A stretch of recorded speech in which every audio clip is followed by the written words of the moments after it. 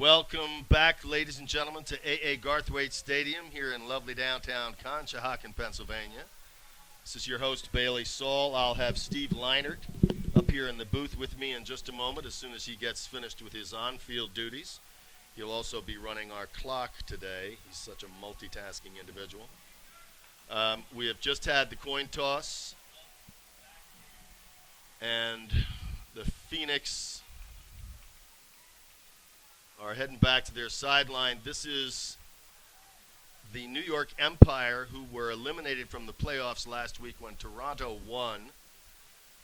And Philadelphia, who is not going to make the playoffs, but is definitely making their presence felt, especially after their last home win against the Ottawa Outlaws by 8.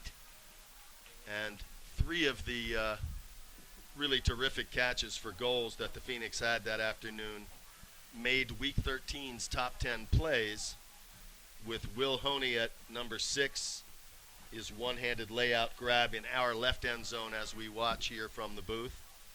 Sean Mott, number 5, with his two-handed layout goal off of Mac D in the right end zone. And then, of course, at number 1, Marques, I would venture to say he is another Black Mamba with that rattlesnake strike catch he had in our right end zone on the far side. Was the number 1 catch of Week 13, the number 1 play, and deservedly so. Just an amazing grab. Our 3 favorites that day all made the top 6 in Week 13's top plays. We strongly recommend you go and look at the great video up on the AUDL.com. That's THEAUDL.com. Week 13 top 10 catches. And now I'd just like to welcome former coach and last week's booth mate Steve Leinert to the fray. Thank you, Bailey. The Phoenix have their hands full a little bit with this team this year. That might be the case again today. So let's see what the Phoenix can do here to get started. Maybe jump out on them a little quick, and maybe give these New York guys a game here on this fine evening in Conshohocken. It is really a beautiful night. There's a breeze out here from the west, which is our right, as you all are looking at the field. We also have nice shady bleachers on the far side. These evening games are perfect for the fans, at least the home fans. They get the shady side. And the Phoenix are waiting for the disc out on the field. Well, They're getting ready to pull. My bad. They won the coin toss. And they're choosing to pull. That's an interesting thing, and I think maybe a good sign, a little confidence in their defense. Greg Martin with the disc, Sting immediately to his left. And just trying to read the front numbers. We have Scotty Zhu out there too at position number 6, coming down fast. And New York in a hostack here. Yep. Swinging it back and forth, not getting upfield real quickly so far. Good downfield defense by the Phoenix is forcing a lot of handler movement against with this offense here. Harper Garvey with a big swing across the field. Oh! And tipped away by Eric Nardelli. A nice D for him. Oh, Sting! And Sting, just gets it in to Greg Martin, it looks like. Squeezed that in there. That was a great play. We've got Eric with the D. Stephen Ing, number 17, with the assist to big break. Greg Martin. Big break for the Phoenix to start this game. And that is a very nice opener for them. Jeff Babbitt and Ben Jagd are just on the sidelines here to start the game for the Empire. Ben Yacht is actually one of the tallest players in the East, and it is kind of surprising to see him on the sideline on O, but I guess they're biding their time with him. I saw him play college nationals last year for Grey Duck.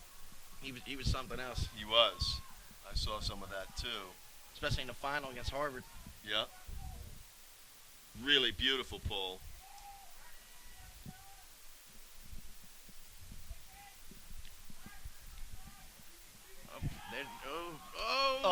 Misread by the Phoenix.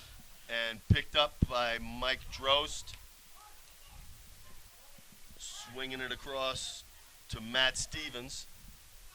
Dumps it back, and a big flick. Here's Rosso's got a beat out on it. front. Turnover. Yeah, just taken away by Greg Martin. No, I'm sorry, Eric Nardelli again. That's another D for Eric Nardelli. 2 possessions, 2 Ds by Eric Nardelli. There's Rosso going deep. He's got his man big beat. Flick, big backhand rather from Scotty Zhu. Oh. It is pulled in for the goal 2 by breaks. Steve Rosso. 2 breaks for the Phoenix to start this game. I don't know, maybe New York's coming out a little flat after having their playoffs hopes dashed last week. That's possible. Long road trip down here, on a Saturday night. I think there's night. a chance that they're underestimating this team, which is, not really shocking given their record the past couple of years. But I think if anyone was paying attention last week, they saw a pretty determined bunch against the Ottawa Outlaws. A quick note about last week. For those of you, I've already mentioned, I think, the top 10 plays of Week 13 featuring 3 of the Phoenix catches that we like the best. But we also were mistaking assistant coach Andrea DiSabato for Eileen Murray because having seen Trey Katzenbach out there, we assumed incorrectly that Eileen was here too. And, Brownlee undercut there a little bit by Ben Yacht and takes a spill, but no foul is called. Yet another New York turnover to start over the game. heads by both of them, yeah, and that was on the thrower, I think, just not a good throw. And now we have Ryan Brown in the middle. Out to Oak Nelson, who was off last game. Over here to Marques. Good movement by the Phoenix Straight up here. the side to Brian Mager, who McGurr, we haven't seen out in a while. It's nice to see him out there, too. In the middle, Oak Nelson. Wind is just scarfed by Charlie Cannon. Wind is a little tricky out there. It so. is. And, and that was just a throwaway Charlie Cannon right to the Empire player. And a huck out of bounds, so another turn back to the Phoenix. You keep that on the field for Babbitt, that's a goal. But the Phoenix has another shot.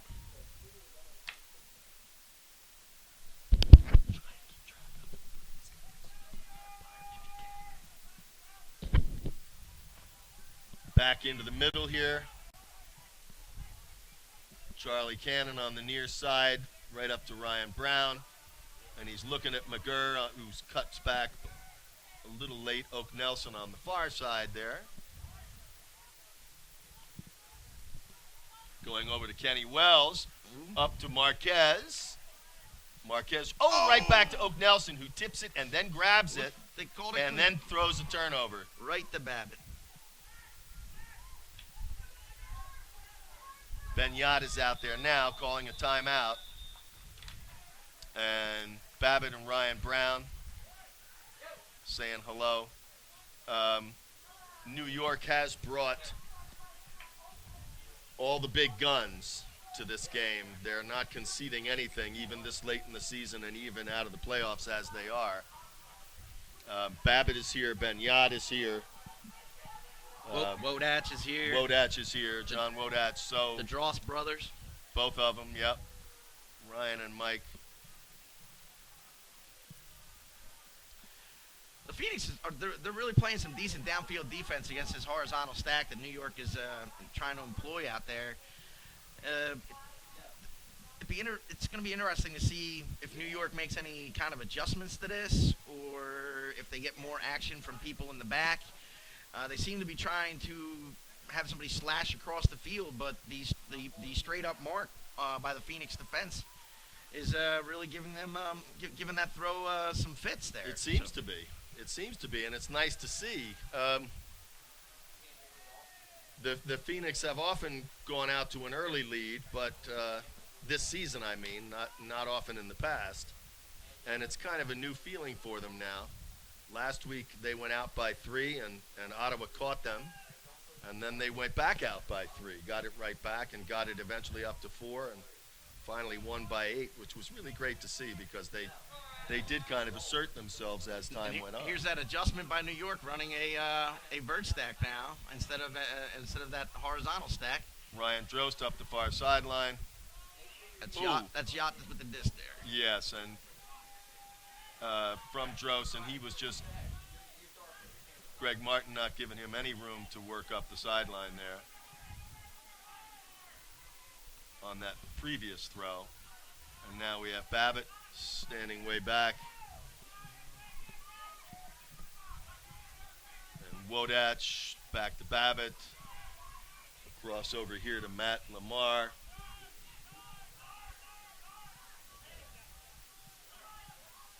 Greg Martin playing some good downfield defense here. It's Casey Starzl on the mark here, jumping around. And Wodach going deep to Ben Yacht, who is not going to get it. Another New York That turnover. tailwind from the west end is riding that disc out of bounds. That's a tricky win going into the sun for the Phoenix. It absolutely is, and that's with Ben Yacht with that kind of lead. And normally he runs that down. That's a gimme. You're betting on that every day, but New York just doesn't seem to be in their groove yet. Scotty Zhu in the middle, knocking it up to Steve Rosso. Comes back into the middle to Greg Martin. Looks for Scotty Zhu, but goes instead right in the middle to Casey Starzl. Nice and easy. Very nice. Oh! Just little telegram there. Just as we were saying. Little telegraph on Scotty Zhu, who just got point blocked. There's going to be some tired people after this point, even after the New York timeout. I don't know who that was on D for them. It could have been Ryan Drost. But it was a nice play.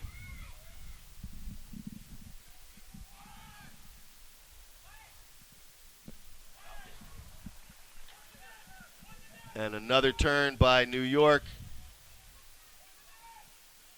I think that's about 5 here in the first quarter.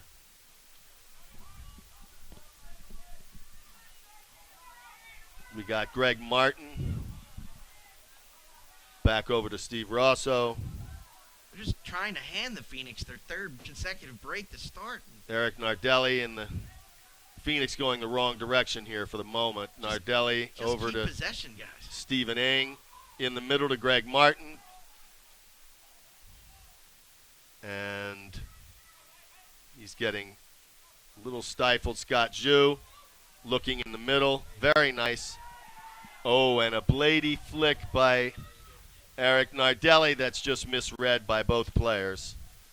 That's one of those instances. Greg Martin is sort of, Ben Yacht is so tall, you've got to box him out of the play there, but he just went up early. If he had let Ben go up and then faded, it would have been all his.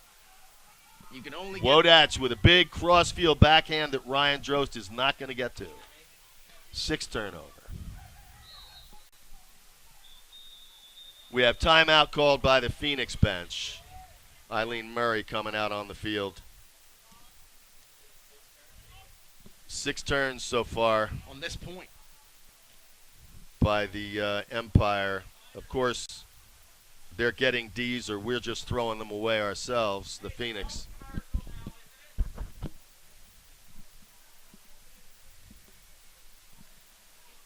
And I think Eileen Murray wants to be sure that this time they do not give it back. And Will Honey, Trey, Nikki Spiva are all making their, I believe, their initial appearance in this game here. I think so. Katzenbach is, with his back to us. Man, if the Phoenix can Quinn just Hunziker is out there. Take advantage of some of these turnovers, I mean, this could be and Sean Mott as well. This could be a big win for them.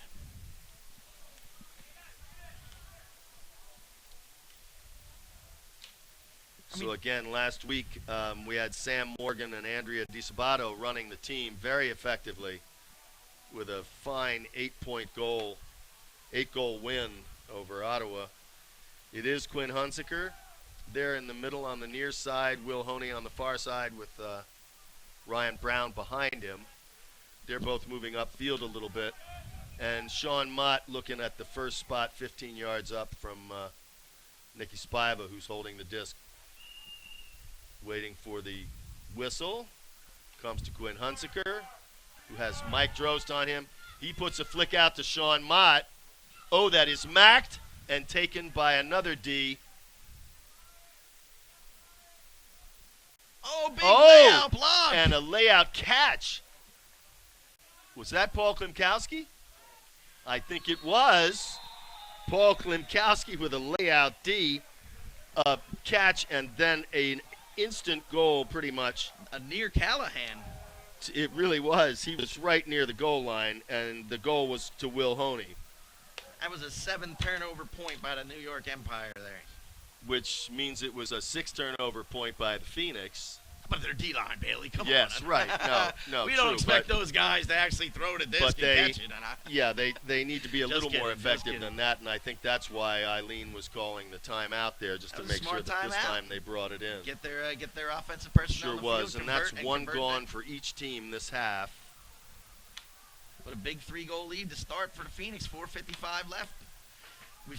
And they forced New York to go out of their host stack already to run their vert, which clearly is not their first option. Now, of course, that last point was about 7 minutes long as well, or 6. So we only have 3 goals here with 7 minutes and 5 seconds gone in the first quarter.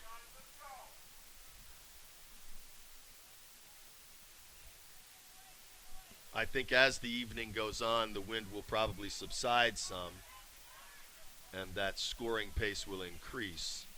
New York going back to their horizontal.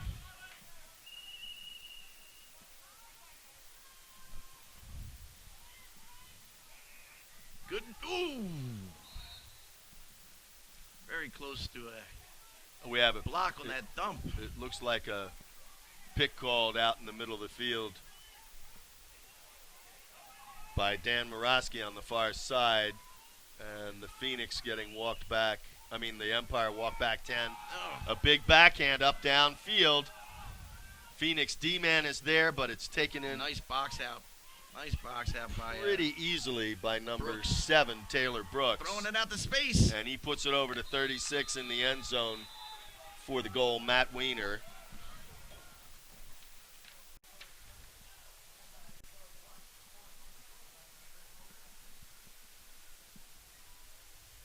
It was right off the bat, just a big huck right off the right off the tap in, down to Brooks, and they converted a nice 2-pass score to get back on the board. Maybe this is the wake-up call, and New York was able to stem the tide of that early rush by the Phoenix.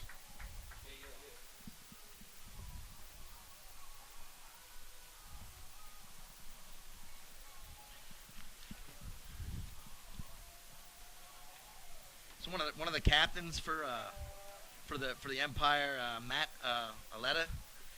You guys got to check out his mustache, man. He's got a sweet stash going. Yes, on. he does. Handlebar with the wax and the whole 9 yards on the it was impressive. website for the Empire. It's quite a picture. Trey Katzenbach is going to take this pull in 5 yards in his own end zone, out to Paul Klimkowski in the middle, over to Spiva on the far side. And we have a stall. Nicky Spiva with the turn. Phoenix's horizontal stack. They had really nothing going on downfield. I think that one was. Some of these stalls have been a second or so quick. A missed throw. Great. And Jeff Babbitt bails him out with a very nice, huge grab up top over Ryan Brown and Paul Klimkowski. This time, Will Honey, disc comes straight to him in the end zone. He has the easy knockdown up the right sideline to Sean Mott, to Ryan Brown, back to Sean Mott, up to Will Honey, who's already upfield. Quinn Hunsaker cutting in the middle. Phoenix Sean Mott back over to Nick Spiva. Nice movement here. Klimkowski heading deep. No one coming back. You're near a stall here, boys. Got it again. Second stall on Nick Spiva, but that one was because he wasn't getting any help.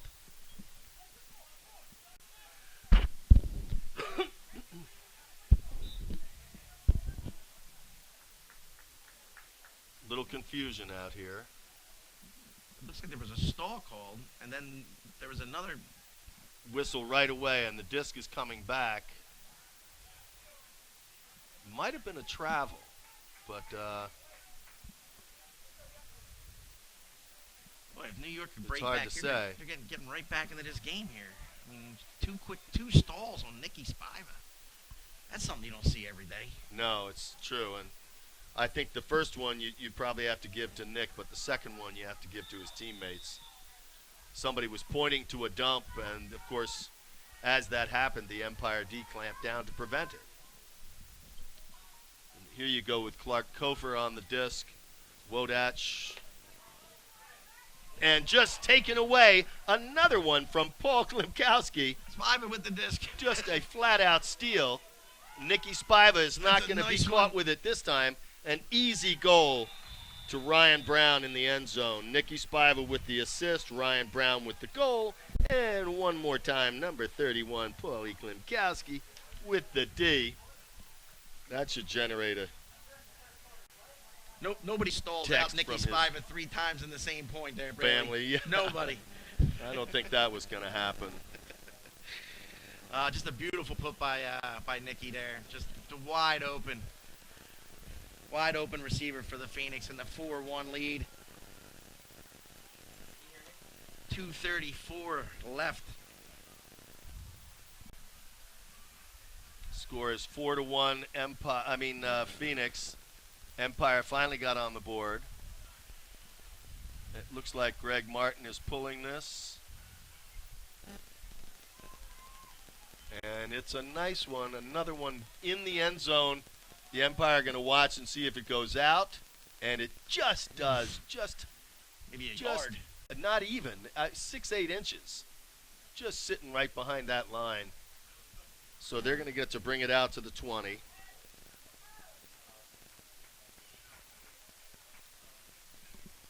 Looks like a little side stack action now for New York. They're showing some offensive versatility here in the first period.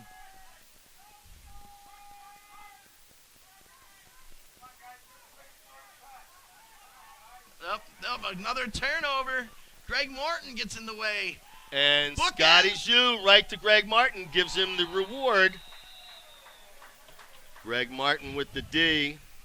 Scotty Zhu with the quick assist back to Greg Martin. Normally with the side stack, you like to see if the cut on the open side is shut down into that lane, then there's some flooding action, somebody coming from the other side. Right. And there was just some stagnation over there for New York, and it allowed Greg Martin to approach into the lane, get an easy D, and then Scotty Zhu picks it up and hits him going away. I mean, Phoenix are putting it to the Empire right now. They really are.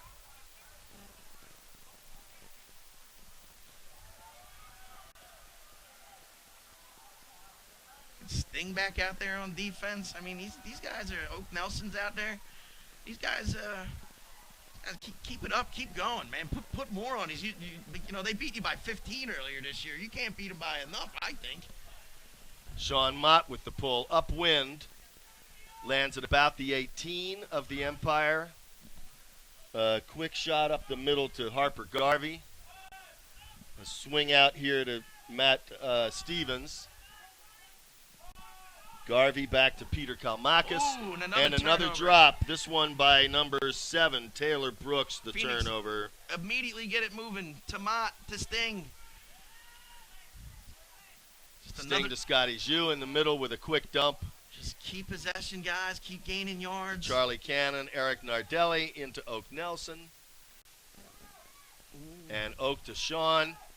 Fakes that lefty flick and goes right back to Charlie Cannon in the middle, it looks like. That is Charlie. Yes. There's a call.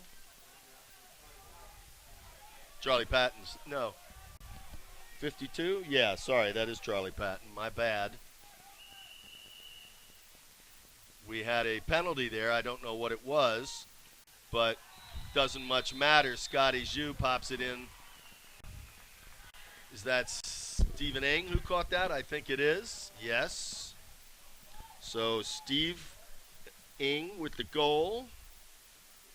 And Scotty Zhu with the third assist of the first quarter other than that marathon point, when New York has given the Phoenix the disc, they've done some really good stuff with it. They've kept possession. They've moved the disc. They've forced the offensive team for New York to actually play some defense and exert some energy, and I think you're seeing the benefit of that as the game's going to wear on here. I mean, these guys are, they didn't look exactly excited to be here to start the game, and being down 6-1, I can't say he's added to that enthusiasm. Yeah. No, I agree. I mean, this is 3 different offenses New York has thrown out here, and but they only have 1 goal.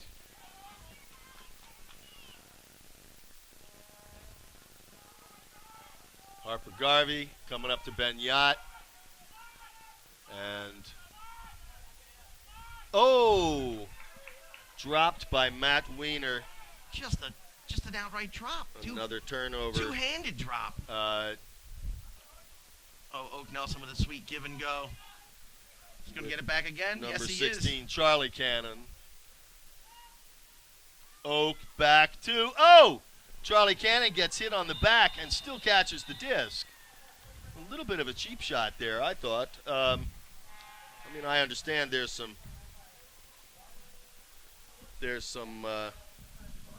pressure blood? on them. Oh, I was going to say, No worries. I was going to say, was there bad blood between the Empire and the Phoenix? I will say this. I mean, this could be the largest lead the Phoenix has ever had. Nice goal from Oak Nelson with some patience there to wait for that.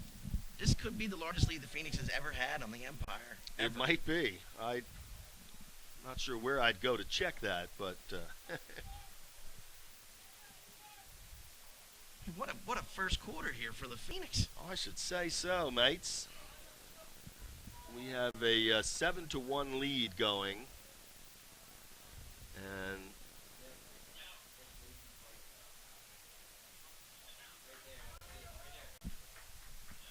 I think the Empire a little rocked at this point. Short pull.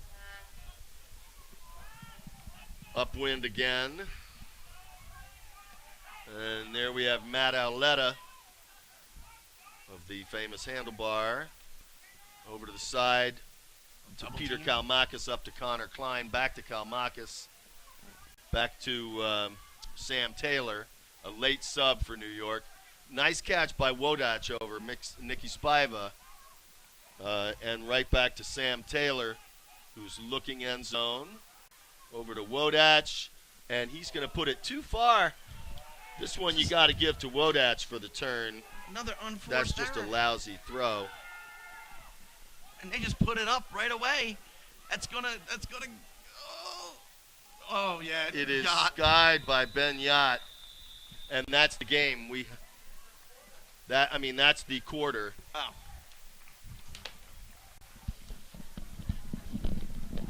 Which we don't have an air horn for.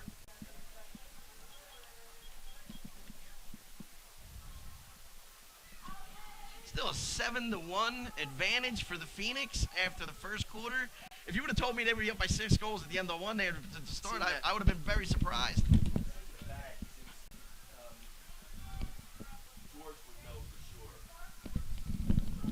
And not having having an air horn was a kind of essential there. Yes. Yeah, it was sort of. Kind of got the crew together a little late tonight. There was some people that didn't show, and we had people filling in. I had to wear your shorts on the field before the game, which was, something I always wanted to do. I can check that off my bucket list now. Aren't you glad? Bailey's trunk shorts. Dark shorts. Yeah. Oh, man. If you haven't come out to a Phoenix game to witness these kind of hysterics, you got to come out and check this thing out, man. I mean, this Pro Ultimate is something else, man. And Seattle and San Fran's got a game tonight for a playoff spot. That's in the be, West. Yeah, the that's West has been wild. I mean, that's been just a tight. I think the 2 games separate someone from winning the division versus the having a playoff berth and being out, Very so tight. Four teams are in the hunt out there, and Seattle and San Fran go head-to-head tonight, and maybe in the future these when New York comes down here to play the Phoenix, it'll be for stakes that high, and we'll get to see that kind of ultimate. Nice. The Phoenix were certainly building towards that and in that direction, and Montreal was able to reach the playoffs after a couple years, and now the Phoenix on the right path here. Maybe they can start looking towards the playoffs here in the future. Typically, we go to a little commercial break here and have 2:30 on the clock for the between quarters time, but I think we're going to just put 1:30 on there right now. The refs are probably keeping track of that time out on the field. We have 13 seconds up there, but we're going to Whoever this clock operator is has got to get his. I don't know who that guy is. Got to get his stuff together. There we go. There it is. But we're going to do that. We can go ahead and set that to 12. They're good. They're ready to go. There we go. 7-1. Boy, testing the clock worker's skills on that. Who'd thunk it? One timeout left in each half. We have somebody running to fetch the air horn. We have the owner.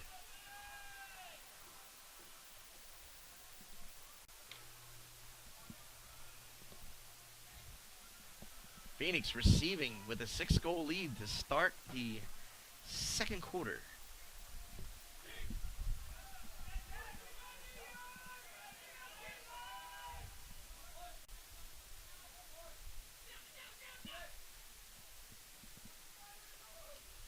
Pull goes out of bounds to the far sideline of the Phoenix bench. They'll be centered by Paul Klimkowski with Trey Katzen back at the dump position.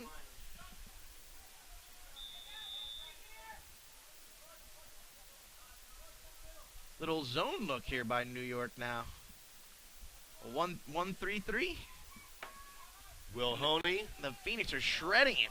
From Nicky Spiva on the far side, back to Nick, over to Trey Katzenbach, who is looking for Quinn Hunziker, gets him in the middle. The air horn has been delivered. Sean Mott at the 10. New York has switched the man. Ooh, he's looking backhand.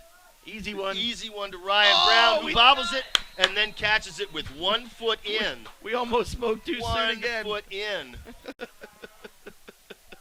We almost spoke too soon again. Oh, my goodness. That was tight.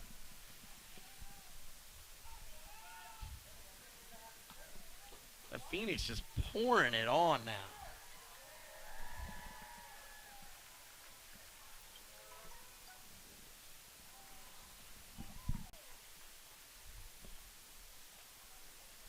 I mean, at what point? Was that Spiva who threw that? I'm just trying to see. I think it was Mott.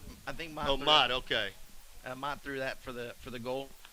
But, I mean, at what point do you look at the score on Twitter and go, when the rest of the league starts going, whoa. What's happening out there? Is that score correct? Is that what's happening at AA Garthwaite Stadium tonight? Because this is an eye-opener here. I mean, it sure is. 8-1. Well, as Eileen Murray would probably be the first to say, it's nice to see her team starting to reach their potential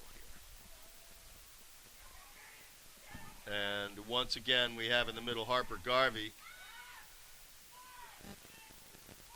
playing catch with Taylor Brooks and Matt Stevens. Coming back out to Matt Auletta, where it looked that way anyway. Ooh. Conor Clyne was about to bomb it. Oh! We had contact. Ooh, I don't on know. The catch. Yeah, and that was a good call. I saw that. He really knocked him out of bounds.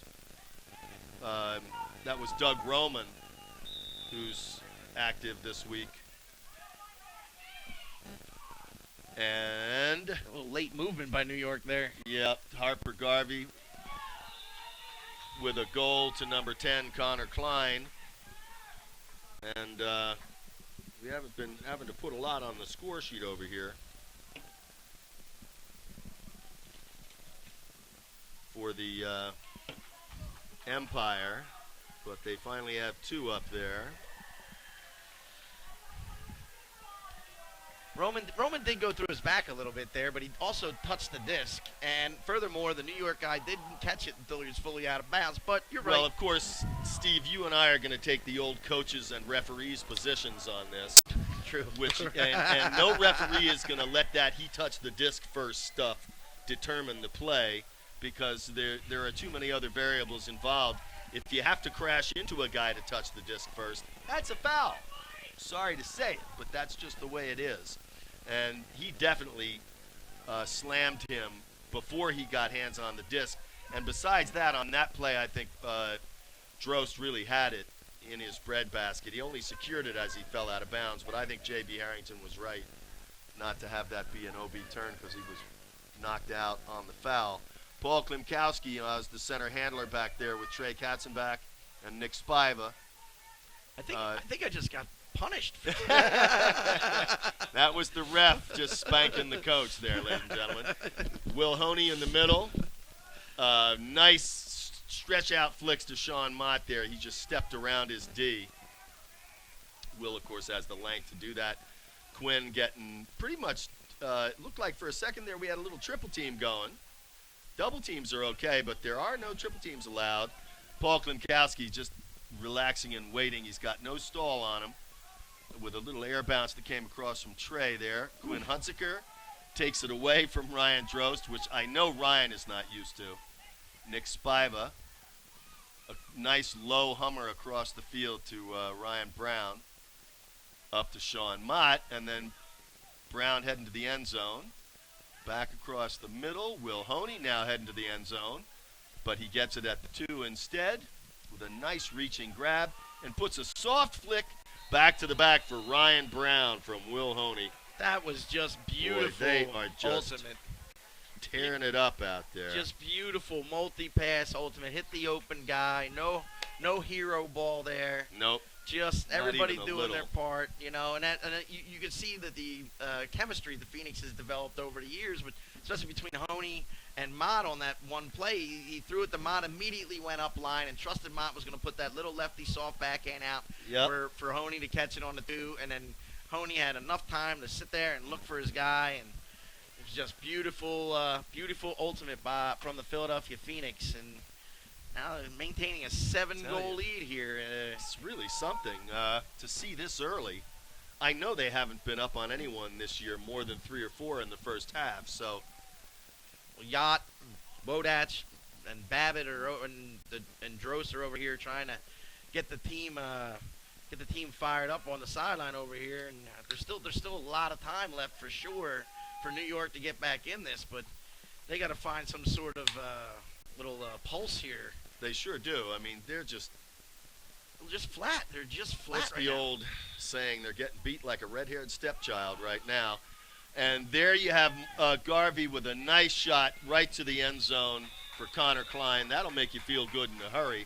Harper Garvey with a nice long huck out to Conor Clyne. Now here come the reserves on defense, which New York is known for their D. And if they can start getting some turnovers, they can claw their way back into this. It's not out of the question just yet. And the Phoenix certainly have work not. to do. No, but you have to say the momentum at this point is fairly clear. And, you know, the thing that's going to be fun to watch here is what kind of killer instinct the Phoenix are going to develop. I certainly expect New York to make at least some kind of run. But if the Phoenix can maintain any of their intensity, they should be able to hold them off. There we have a nice replay of the goal with, that Oak Nelson saw it was done and laid off. I mean, that was just one of those surprise runs that caught everybody a little off guard. Trey Katzenbach holding it in the middle. Another upwind pull that got to about the 15. Nick Spiva sees Paul Klimkowski, and that is an end zone shot. All Paul, as we say. All Paul all the time. Nicky Spiva with a big, beautiful backhand. 10-3, ladies and gentlemen. Nick Spiva to 31. Paul Klimkowski there with the goal there. Klimkowski started near Katzenbach as Trey was picking up the pull off the ground there. And his guy kind of shut him down a little bit, and Trey let Paul Klimkowski go, and he hit Nicky Spiva on just a little easy backhand, and Paul just kept trucking. I don't know if his guy decided thought he was going to come back underneath, but he never did. And Nicky just put it out there to space and let Paul run it down, and there was nothing the Empire could do about it. And thankfully, Nick avoided the mistake that New York has made a couple times already today, which was to get a little too much testosterone under the disc downwind. Yeah, their two downwind shots sailed, and that was on. They sailed. The receiver was Babbitt, and the other receiver was Yacht. And those guys are very tough to overthrow, ladies and gentlemen. Very difficult to overthrow. But the breeze here has been fluky, as Steve has mentioned. And again, we have Harper Garvey seems to really be the man in the middle for New York on this trip. He puts it out to Matt Stevens, who puts a nice huck down there that Matt Auletta cannot quite get. You think or was that Conor Clyne? I'm sorry, it was. Number 10, Conor Clyne on the far side for New York. He could have fired his entire team up with a layout grab there and let it fall by his legs. I was surprised he didn't make a little better effort. We have Casey Startzel back on the field on O with Scott Jewin. And, well, that, of course, it's because it's wide the D-line. open. What a pass upfield. Casey Startzel got open downfield. Yep, Casey is. And this is an overthrow over. Oh, yes! Just that was so close. Oh my goodness! What a bid! What a great effort by Eric Nardelli. Goodness gracious, he gave up about 8 of his 16 ribs on that shot, folks. Laying out with a little side swipe to try and grab that. Couldn't quite get his fingers underneath it. Casey Startzel with great handler or dump defense there. Yep. We're going to get Steve Rosso on the contact there, which is, Steve Rosso's on the ground and an Empire player trips over him. I'm not. That was a clean bid by Rosso. Yeah, I think it was. And oh! And there it is. Casey Startzel gets his first D with a nice layout tip away. He was just shutting down that guy on the dump, and it was bound to happen. Stephen Ing to Steve Martin, and right back, to Greg Martin to Steve Rosso. So we have Greg Martin with the assist into Steve Rosso. That was all Startzel. And it was Casey Startzel with the big D to get that back. Another Pennsbury boy there. Yep, that's right. He hasn't really Pennsbury and Mercer County guy. He hasn't suited up very much this year for the Phoenix. So it's good to see him out there making plays. He's so smooth with the disc, man. Casey's great handler, great person to have on your team. Just he and Paulie Klimkowski were both the same year and led the team together. Now we have Marques Brownlee in on D with a big looping backhand pull, curved over towards the near sideline and settling deep in the end zone. New York knows it's not going out the back. That's a great shot pull. Up there to Harper Garvey again, who's dumping it back to Matt Auletta. Or no, I'm sorry. That's Matt Auletta there, number 4. Number 10, again, Conor Clyne. With Ryan Drost coming up. McGurr almost saw the poach there. Yep. Wodach back deep. Harper Garvey being his dump. Oak Nelson on Wodach. That's an interesting. Oak can play some D now. He sure can. And oh! Yes. Number 16 for the Phoenix, Charlie Cannon, with a nice layout D.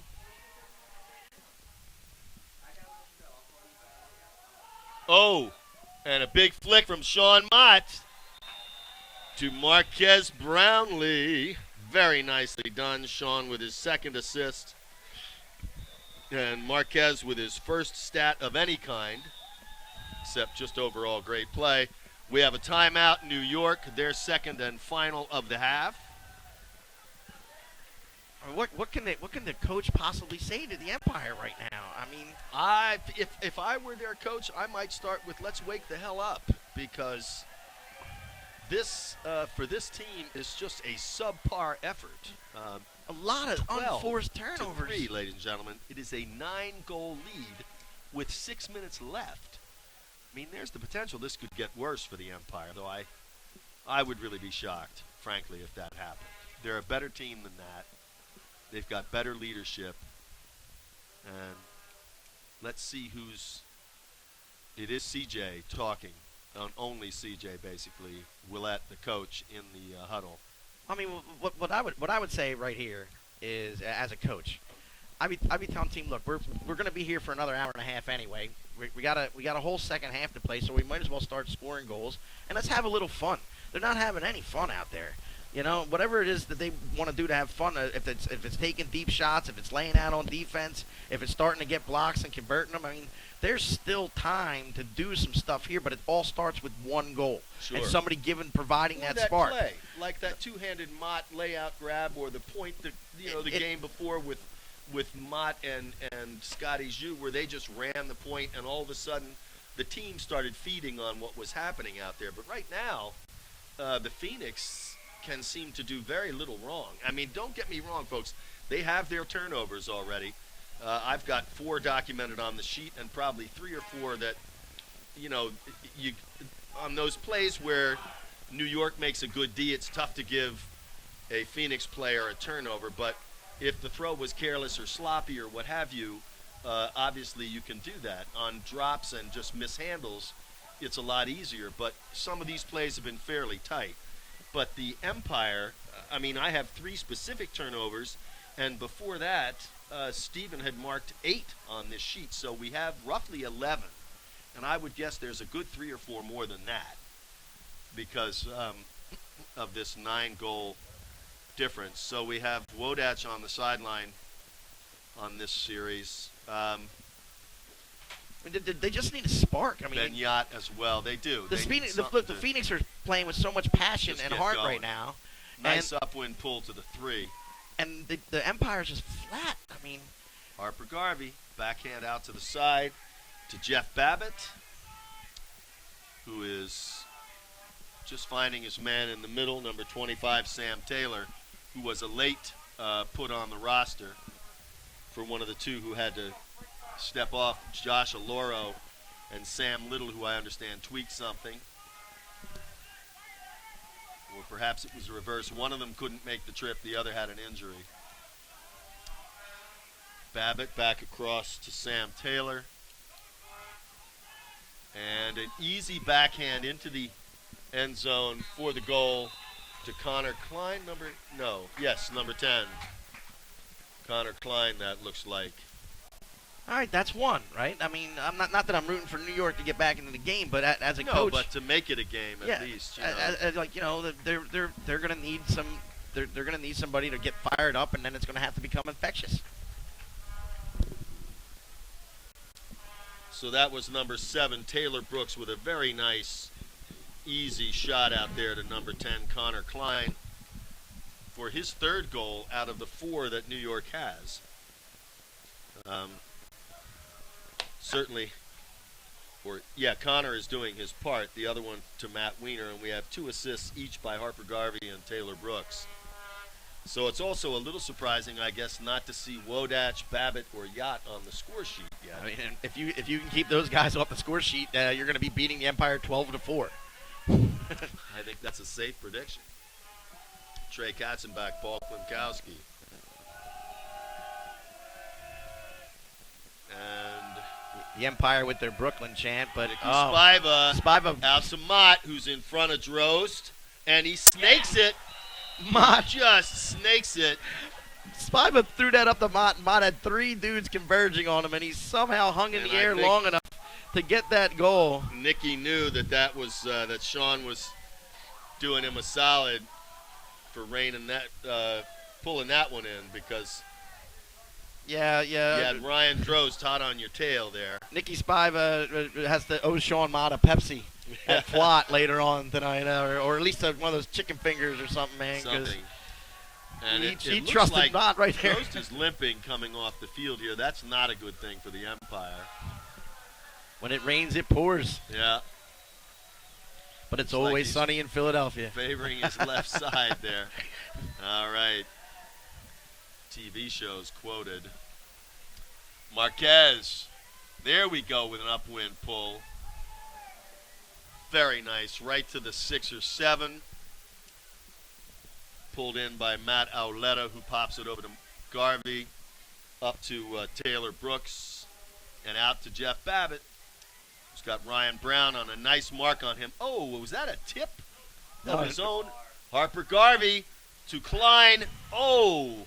No, that was a high-release flick that was just poorly thrown. It looked like he held it up and then tipped it with his other hand. That was Conor wobbly. Clyne, I don't know if that was a misplay. It looked to me like if he had just laid out and dragged his feet, he could have had that. But instead, he threw his body and risked landing out of bounds. It looked too far out. Either way, it's another turnover for the Empire, which they're mounting. makes a truckload and a half this half.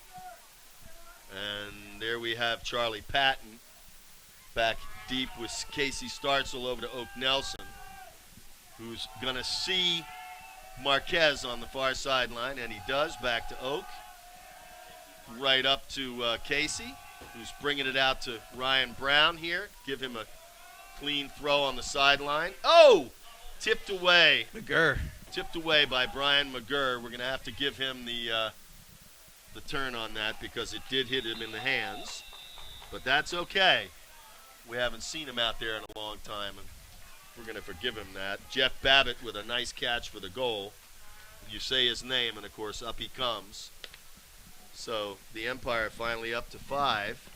Babbitt and Yacht can change games in an instant. They sure can. Still, the Phoenix up 8. New York still trying to find themselves here on the road today. It looked like, I think that was number 4, Matt Auletta, with the throw. I'm going to give him that assist. And let's see who we have out here on offense. Trey Katzenbach, Nicky Spiva, Quinn Hunsaker, Sean Mott, Will Honey, Paul Klimkowski, who has the disc right now. Nice shot in the middle to Greg Martin. Our last man on D over to Sean Mott. Nice flick to Quinn Hunsaker. And Quinn, with an easy backhand that is just snagged by Greg Martin. Pop back to Trey Katzenbach for the easy goal to Will Honey. What a nice play. Quinn with a cross-field backhand to Martin, and just the New York defender just could not get there to make up the ground. And Trey Katzenbach with his first assist of the game. And it's always smart just to dump it back to Trey and let him make a 14 decision. to 5. Nice, easy Still goal. a 9-goal lead. This is fairly shocking. Fairly shocking. I did say something, actually, to Paul Stevens, Papa Stevens, of the 2 owners, Matthew being the son who plays on the team. Paul said something about what great talent, and it was funny because he was channeling Eileen Murray at that moment. What great talent the Phoenix had, and it was surprising they weren't a better team. And I told him at that moment that he was going to get a better game than he expected today. Oh, a little Bailey prediction. I think that has come true. Here's a 1-3-3 from the Phoenix. Yep. Garvey with the disc, and Steve Rosso on the near side. Stephen Ing forcing to the center to Conor Clyne. And out to the far side with Matt Auletta out there, the mustache. Matt the mustache. Conor Clyne back to Auletta. He's going to be looking at Mike Drost in a minute. And Harper Garvey with a big flick upfield to Jeff Babbitt. Nice target to have down there. He's such a big body, man. I mean, just sure a big is. target. He's a truck and a half. Harper Garvey with a cross-field flick And a very nice effort, but just a little out front for Sam Taylor. And we're going to give that turn to Garvey just on the... I don't know. Taylor, hit him in the hand. touched it? Yeah. What do you think? Okay. If you're a professional player Yeah, playing right. at elite You got level, to catch that. you got to stick that, man. I mean, Got to catch that. That was a well-timed leap, though, I have to say that. So we have Stephen Ing, Matt Stevens marking him, and that's... Oh! Nice catch. Nice catch by Steve Rosso there. Oh, yes. We wouldn't recommend. We definitely got that. The whistle didn't even sound. We wouldn't even recommend anybody No, learning how to throw like that scuba. Scotty Zhu could have had a shoulder dislocated on that play. Harper Garvey really landed on his arm. It did not look comfy, but he springs up, dumps it back to Casey Startzel, and then becomes Casey's dump. We have what must be the second Phoenix timeout. It is. And final of this half with 1:32 left. I think that's a smart call.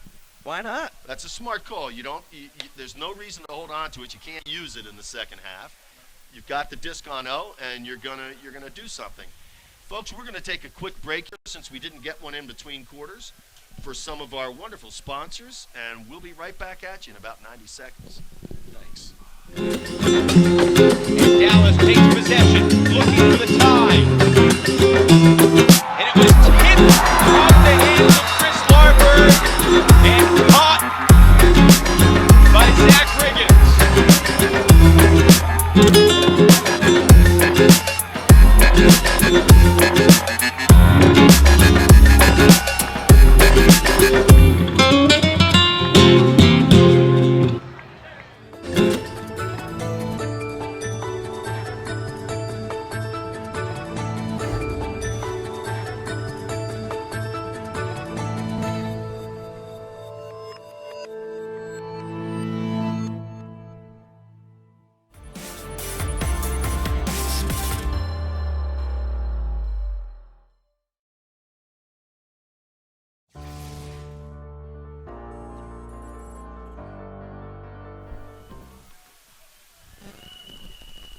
Phoenix with some weird variation of the host act running here, but Trey's wide open for the reset. So what's the difference?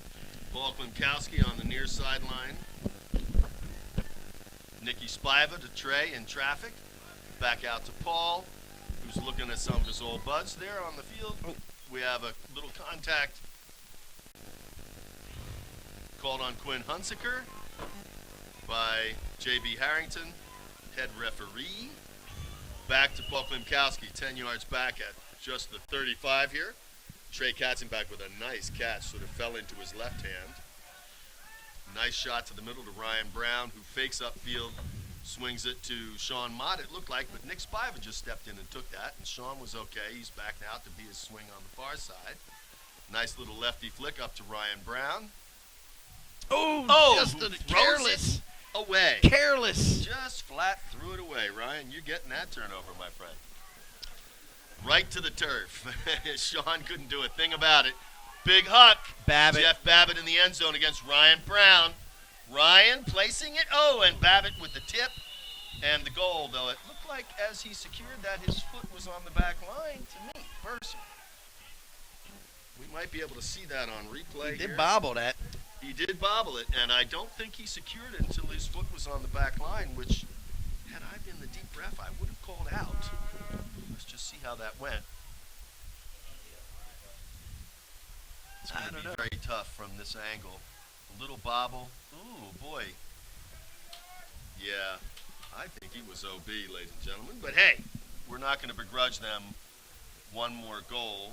Now the coach in me is going to yell at you, Yes, Mr. right. Referee, because your perspective on that was absolutely horrible. Well, it's true, but as he bobbled it, his one foot did definitely step on the line. You can even see that from here. Yeah, it was. You got to give him credit, though, for hanging in the play, of course. I did not catch you through that. Sorry, folks. For New York. A nice pull up to the 10, upwind to Stephen Ing, who's finding his Scotty Zhu here on the near side. Back to Nicky Spiva, up to Sean Mott in the middle, with a nice out to Greg Martin. No, Looks like Charlie Patton on the far side. Who? Nardelli, I'm sorry, thank you, Greg Nardelli. Oh, over the head of Stephen Ing, who toes it on the line. Safe, it is a catch. Dan Moraski is right on that, 7 seconds. Nick Spiva with a big hammer to the end zone. Snagged by Jeff Babbitt. 14-6 is our halftime score, ladies and A gentlemen. little turn of the momentum there for New York towards the end of that. Just a little.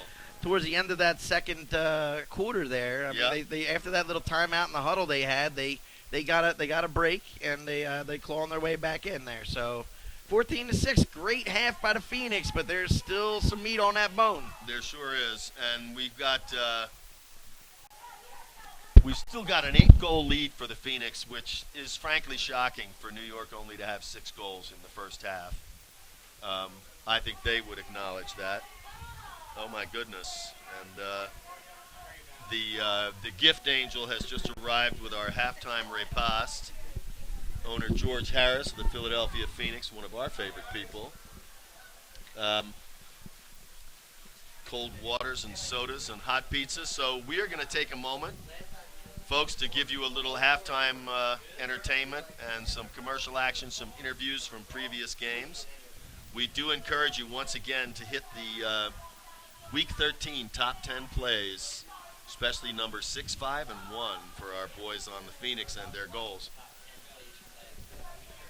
Week 13, right? That was the on the theaul.com. In fact, it's going to go up now. So stay tuned and enjoy those, and we'll catch you on the other side.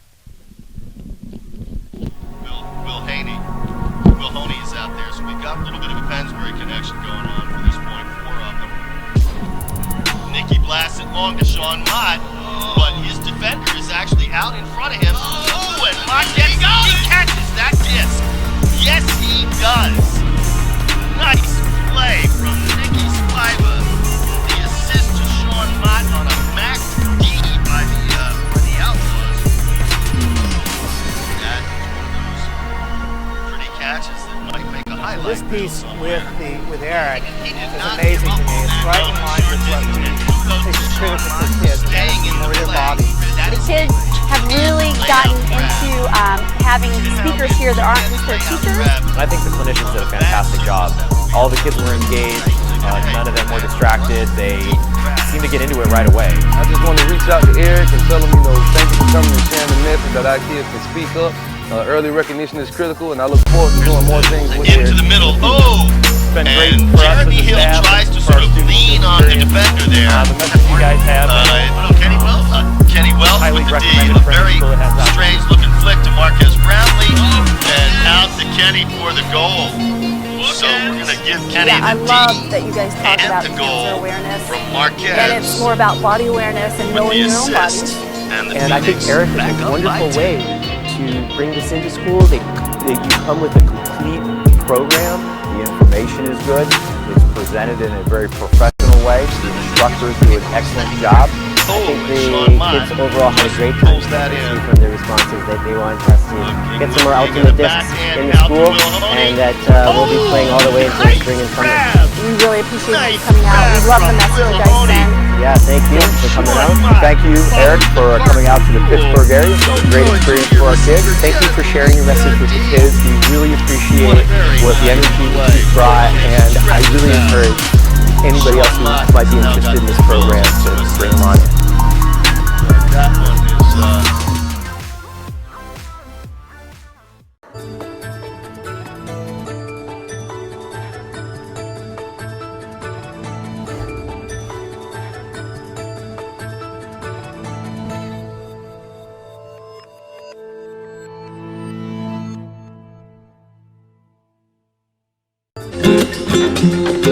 Dallas takes possession, looking for the tie.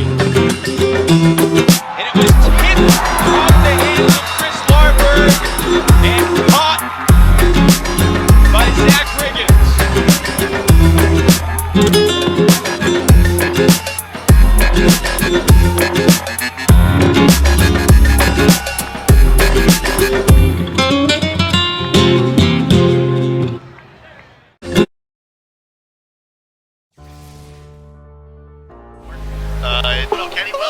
Kenny Wells with the D. A very strange looking flick to Marques Brownlee. And out to Kenny for the goal.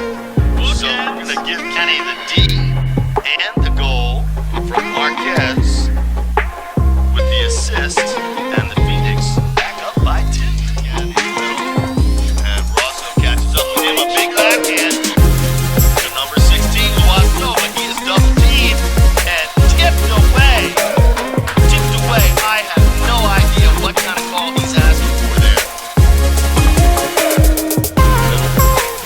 Puts it up with Wayne Hunsinger, and he is double teamed once again. And undercut, but this time slips around and easily takes it over the top. Back to our man in the middle, Trey Katzenbach.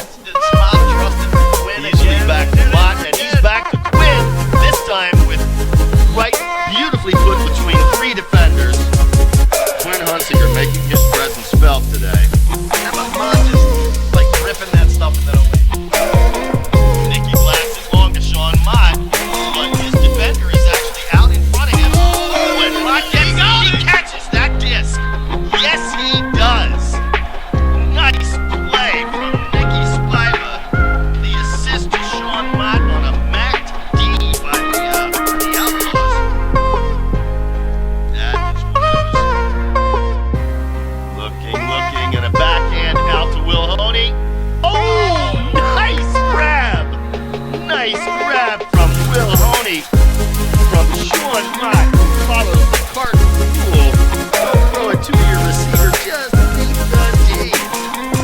What a very nice play. On your schedule. Yes, you do. You better play your A game. Oh, and a big D.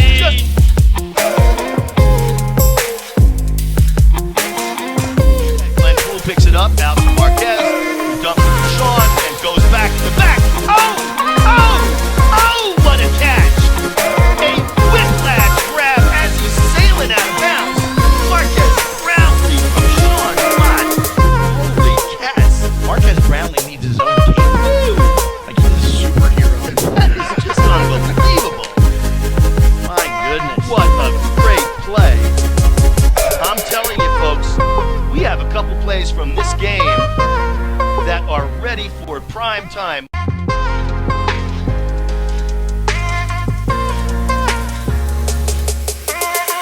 Oh, a low throw to Marques.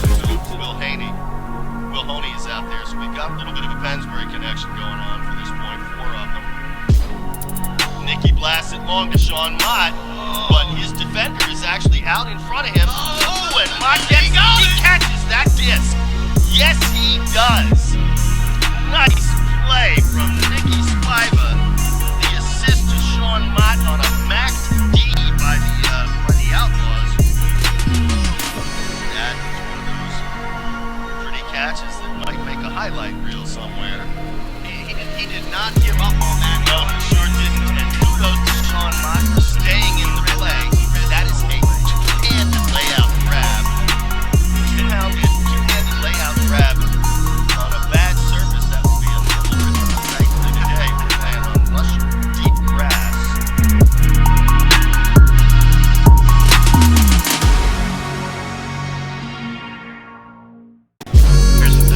Into the middle. Oh! And Jeremy Hill tries to sort of lean on the defender there. Kenny Wells with the D. A very strange looking flick to Marques Brownlee. And out to Kenny for the goal. So we're going to give Kenny the D and the goal from Marques with the assist. And the Phoenix back up by 10.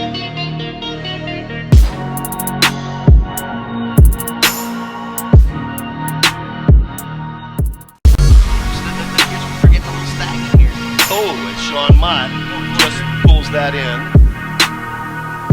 Looking, and a backhand out to Will Honey. Oh, nice grab! Nice grab from Will Honey. From Sean Mott, who follows the Carton rule. Don't throw it to your receiver, just beat the D. What a very nice play. Will Honey stretches out. Sean Mott has now got 2 goals and 2 assists. But that one is made up for that work. But instead, Glenn Poole picks it up out to Marques, who dumps it to Sean and goes back in the back. Oh, what a catch! A whiplash grab as he's sailing out of bounds. Marques Brownlee from Sean Mott. Holy cats. Marques Brownlee needs his own team. Woo! He's a superhero. That is just unbelievable. My goodness. What a great play. I'm telling you, folks, we have a couple plays from this game that are ready for prime time.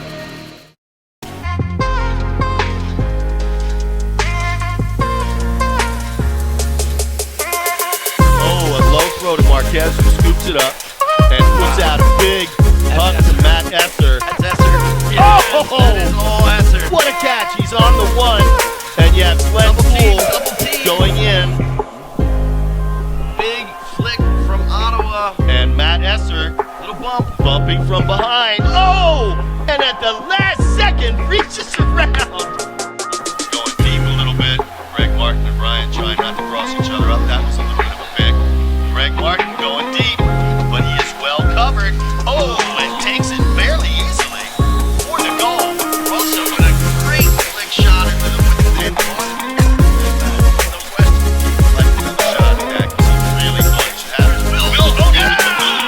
And a nice layout D against number 44. Owen Watt over there. He had that inside track there, but Into the middle. Oh! And Jeremy Hill tried to put a lean on the defender there.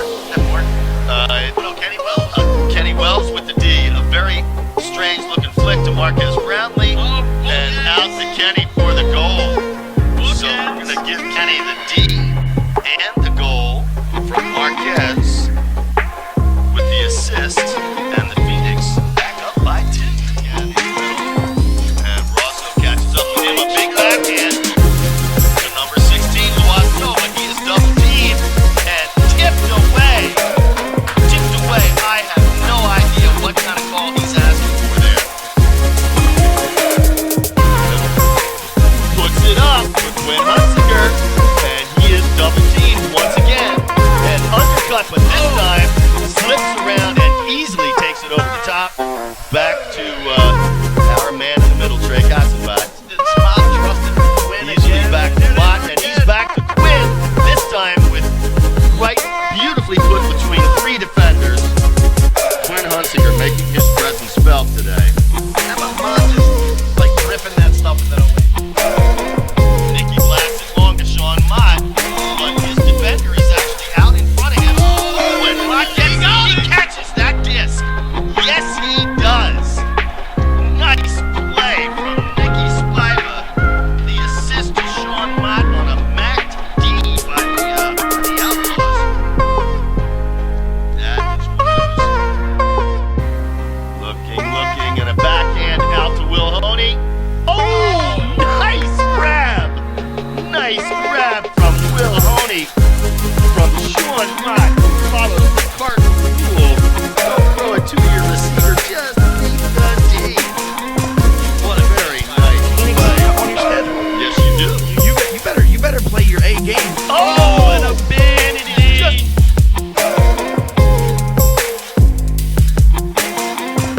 Glenn Poole picks it up, out to Marques, who dumps it to Sean, and goes back to the back. Oh, what a catch! A whiplash grab as he's sailing out of bounds. Marques Brownlee from Sean Mott. Holy cats. Marques Brownlee needs his own team. Like he's a superhero.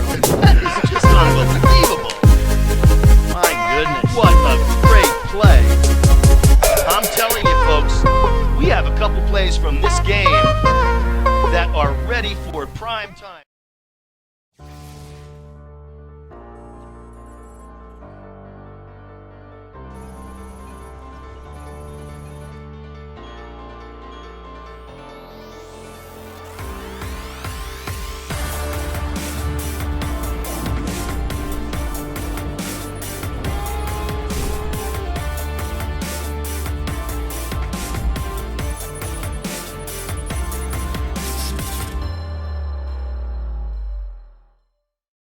So this piece with Eric is amazing to me. It's right in line with what we think is critical for kids, and that is to know their bodies. The kids have really gotten into having speakers here that aren't just their teachers. And I think the clinicians did a fantastic job.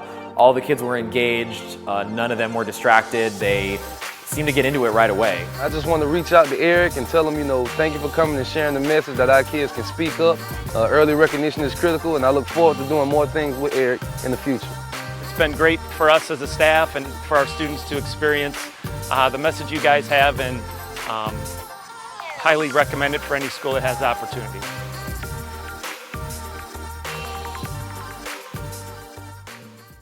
Yeah, I loved that you guys talk about cancer awareness, and it's more about body awareness and knowing their own bodies. And I think Eric is a wonderful way to bring this into school. That you come with a complete program. The information is good. It's presented in a very professional way. The instructors do an excellent job. I think the kids overall had a great time. I can see from their responses that they wanted us to get some more Ultimate Discs in the school, and that we'll be playing all the way into the spring and summer. We really appreciated you coming out. We love the message you guys send. Yeah, thank you for coming out. Thank you, Eric, for coming out to the Pittsburgh area. It's a great experience for our kids. Thank you for sharing your message with the kids. We really appreciate the energy that you've brought, and I really encourage anybody else who might be interested in this program to bring them on in.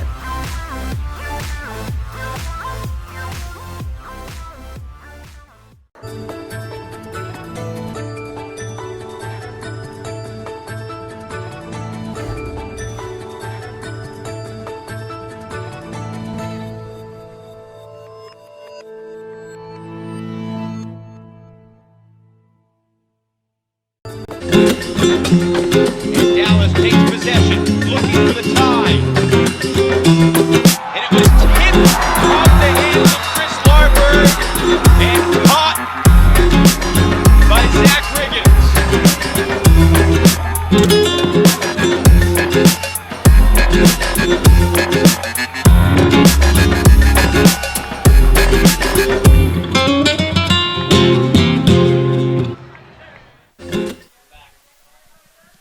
Welcome back, ladies and gentlemen, for the second half of the New York Empire here at AA Garthwaite Field, visiting the Philadelphia Phoenix. We wanted to take a moment to also thank a couple of our sponsors. Wonderful Ice Butler from Fraser, PA. Of course, Dr. Andrew Terry, chiropractor and trainer for the Phoenix themselves. And the wonderful Fwat around the corner, fingers, wings, and other things, where we'll be converging after the game. $3 bells two-hearted at the Fwat tonight. Yeah, I think Steve is already on that stuff. We should be having the lights go on here any minute, because it's close to 8 at this point. 7:52, as we like to say. We also wanted to thank a new sponsor, Ramp Shot Yard Game, sort of a cornhole on steroids, I understand, for the backyard, the beach, those parties for family reunions and fraternities and whomsoever. The Phoenix pulling to the Empire here with number 4, Matt Auletta, catching it and popping it into the middle. To number 7, Taylor Brooks. And over to Conor Clyne, back over to Harper Garvey. Phoenix in that 1-3-3 defense and Clyne again. Down to Mike Drost with Greg Martin on him. This is a little quick for my taste. Ooh. And we have number 25, Sam Taylor, popping an easy one into Mr. Babbitt there. This is this kind of thing. New York is coming out here with a little bit more fire than they had the entire first half already. Yeah, and they went right Jeff down the Babbitt's field. third goal. I thought it might have been his fourth, but anyway, Sam Taylor, and we now have 7 for the Empire. If New York's D-line can start generating the breaks, which they're known for, they could tighten this up in a hurry. Yeah. But it was just the first point. Let's see how the Phoenix, how they respond. If they work the distance down the field methodically, like they did a few times in the first half, and just maintain. I mean, you gotta think they'd be happy to trade out at this point. No. came from him, I think. Okay. Paul Klimkowski on the far side, looking deep and going midfield to Marques. Over to Nicky Spiva, who's got Paul and Trey back with him. Big hammer to Marques Brownlee, and that is well read and caught for the goal from Nick Spiva. Nice hammer. Really didn't need anyone else. Yeah, and Marques read that pretty well, perfectly. Oh, he dropped it in the bucket there. Nick Spiva, he sure did. 36 there for his 4th assist. And we're up to 15-7. Back to an 8-goal lead. Going out on D, we have Oak Nelson. Ryan Brown looks like Charles Cannon as well. Well, maybe not Ryan Brown. We got Charlie Cannon. We got Oak Nelson. We got Marques Brownlee, Scotty Zhu. Charlie Patton is out there in the middle, I think. Number 52. And is that McGurr or Kenny Wells? Ken Wells. And McGurr. There we go. Empire. Matt Auletta gets it first, up to Babbitt on the right side here to Mike Drost. When I first met McGurr, when I was coaching the Phoenix in 2014, he came over to me and he goes, "Hey, Coach, I'm the fastest." You know, just letting you know. And every time he got a D, I reminded him of that. I was like, you know what, McGurr, you're the fastest, but let's see if the speed pays off. 25-87, another one for Babbitt, just like that from Sam Taylor. And that's 2 for Sam on the assist side and 4 for Babbitt on the goals. And that takes us to 15-8. They're riding Babbitt right now. They sure are. I don't know. Rented mule, as we say. I don't know if the Phoenix have anybody that can, like, full on stop him from getting the disc. I mean, he's that much of a monster. Well, he's got a big body, but I certainly, I think Ryan Brown can stay with him. Probably even Forster, Wilhoney, certainly Marques can stay with him in length and reach, but that is a truck of a body to get around. If he's got position on you, he's going to be a hard guy to bump out of the way, I can say that. And here we have Sean Mott, Wilhoney, Quinn Hunsaker, Paulie Klimkowski, Trey Katzenbach, Ryan Brown, and Nick Spiva about to get the disc from Paul Klimkowski on the far side there. Looking upfield, goes to Wilhoney at midfield. Little teeny J going up to Sean Mott. Nope, a little fake in the middle. Goes to his dump, Nick Spiva, back to Sean. Spiva going deep, and Sean put too much on that. A little too far. Yep, we knew that was too hard as he let it go. I think he did too. And they're acknowledging you. Spiva looked back at Mott, like, throw that a little more touch, and that's a total money shot. Yeah, absolutely. Mott looked and acknowledged Nicky, saying, you know what, my bad. Yeah, no, he knew. Nick on the mark. Back in the end zone, Paul Klimkowski. Quinn Hunsaker getting out there and not quite able to take it down, but a very nice attempt. Ooh.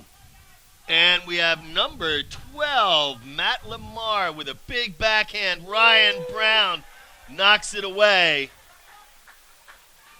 And looking for a call there was number 47, Conrad Schlor, but the refs did not see it the way he did. He gets fouled harder on the subway than he got fouled. Right, you know? Ryan Drost with marking Sean Mott, who pops to Wilhoney in the middle under Ben Yacht's arm. Quinn Hunsaker, big flick downfield. Oh, is that put nicely to Trey Katzenbach, who's all alone, waiting for the stall is taken off him, Sean Mott. That was very nice of the defensive man to do for Trey. He backed off so there wouldn't be a stall and took Sean Mott. And, that's one of those name your poison kind of situations. Trey Katzenbach is way too good to mess up under that kind of minor pressure. And with Sean as his receiver, he knew it was just going to be a matter of where to put that. So a nice play by the Phoenix to get it back to 8 at 16-8. You think that New York defender said, "No way, this old guy is going to take me deep"? And He sure might enough, have. He might have. But sure enough, Trey can take you deep still, man. And that was also a really pretty throw to get out there and just be in the spot where only Trey had a reasonable shot at it. The defender just wasn't going to get it. Greg Martin with a nice upwind pull that's just landed in at about the 10. And Matt Auletta over to Harper Garvey in the middle. Ooh, a big hammer coming back to Auletta. He's looking for Frank Wong up the side, but goes in the middle instead, and then up the far side to Conor Clyne. Conor playing a little give and go in the middle with Matt Wong. Phoenix transitioning Frank out of their Wong, 1-3-3 to a person defense here. Yeah. Trapping home. Harper Garvey in the middle, throwing back over to Taylor Brooks, who's looking deep with a left-handed backhand to Conor Clyne from Taylor Brooks. That's a throw we didn't have in our day. Pretty easy shot. Yeah, that's... we would call that a hammer. That's actually nice work. Taylor Brooks... That lefty backhand is just been evolving for years into something that you have to have it in your bag of tricks anymore. And I mean, it's you know what I mean. It was evident right there where it just is so useful for you to be able to just to pop over a 15-yard easy throw. reception for his fourth goal. I mean, just a pretty throw.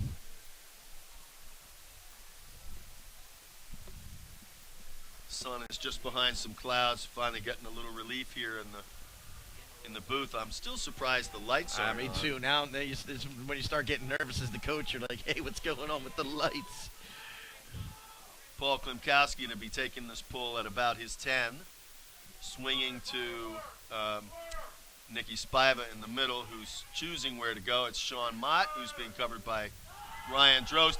Big backhand out to Will Honey with Yacht on him, and Ben Yacht knocks it away out of bounds. Ben Yacht with the D.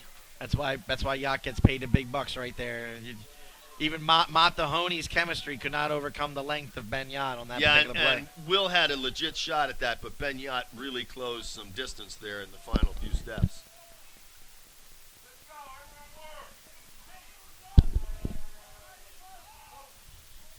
Little break opportunity here. Ryan Drost on his own one.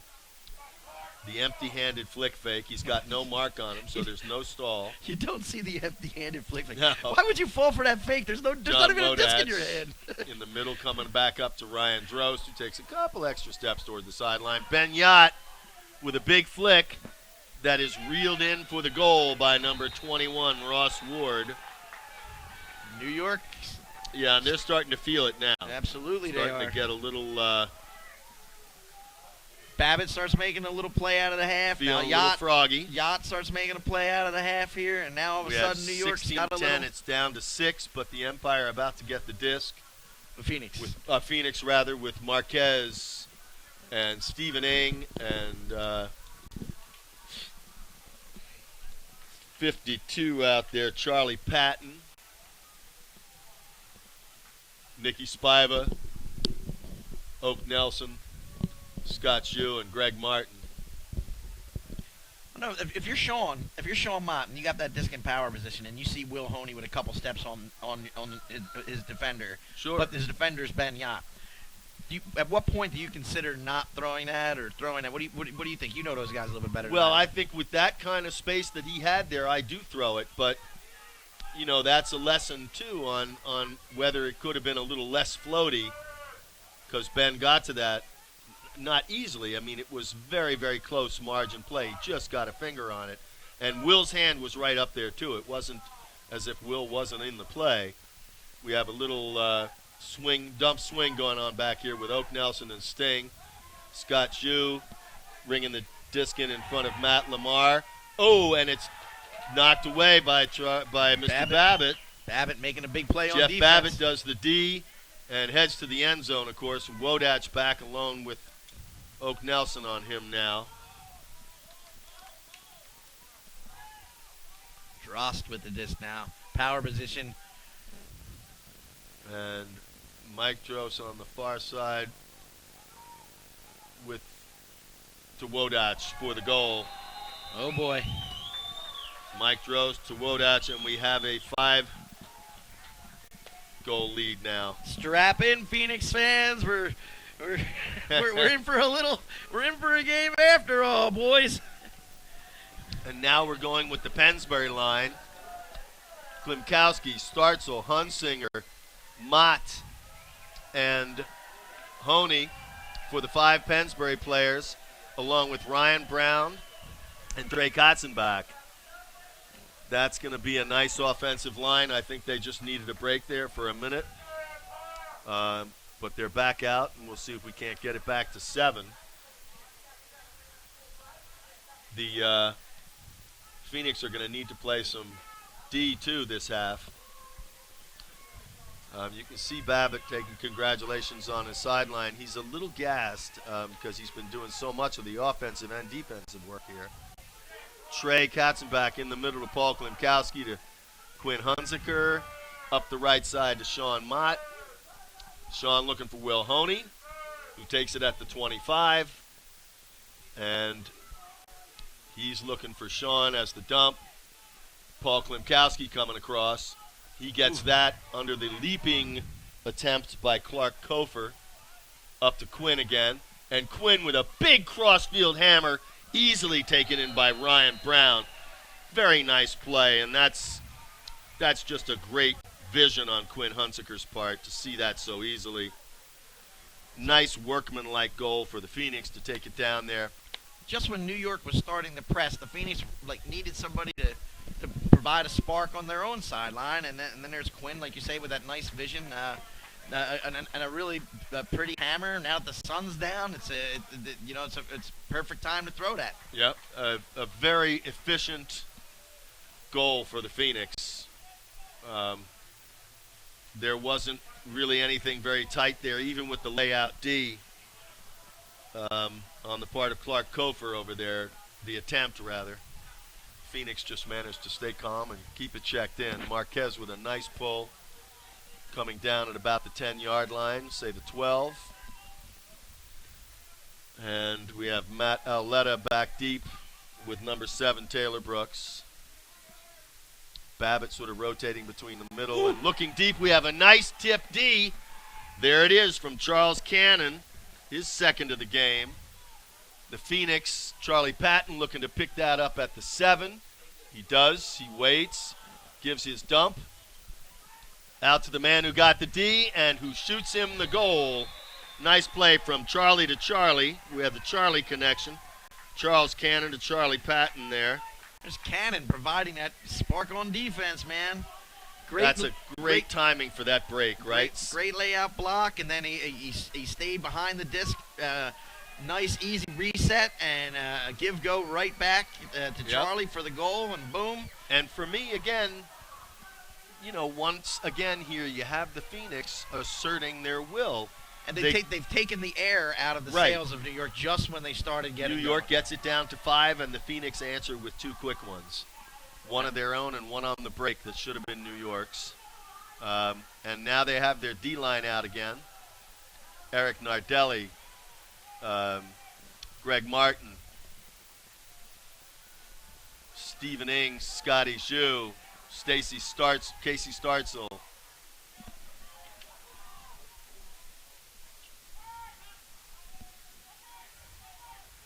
And, of course, Steve Rosso in the middle there as well. Jeff Babbitt in the middle, being marked by Doug Roman. And there we have Harper Garvey. Big shot. With a big shot around the ref to number 4, Matt Auletta. Harper Garvey with a nice shot there. You got to give him credit for that. He has some good touch to get it up there.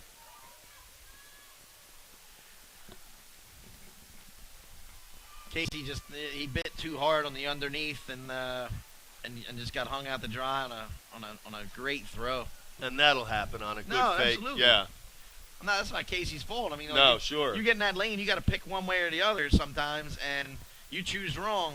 It looks like that, you know. Yep. It happens.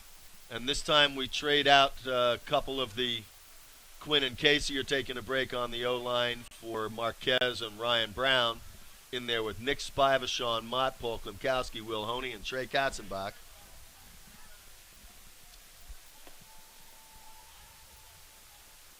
And the shade is still no lights, buddy. Nice going out there. Yeah, it's true. I'm sure they'll go on late this quarter, early in the fourth. We do still have a little sun on the field, and certainly there's no trouble seeing. Players probably prefer not to have them out there till they really need them. Nick Spiva on the near sideline at about the 7. The Phoenix have just got it out of the end zone.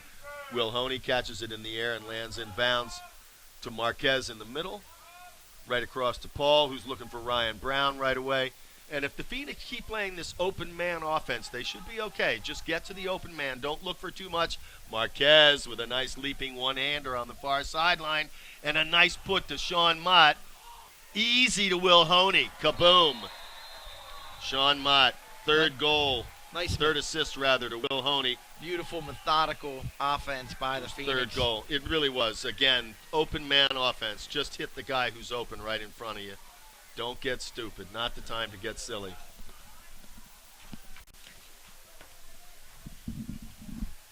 Will Honey, man.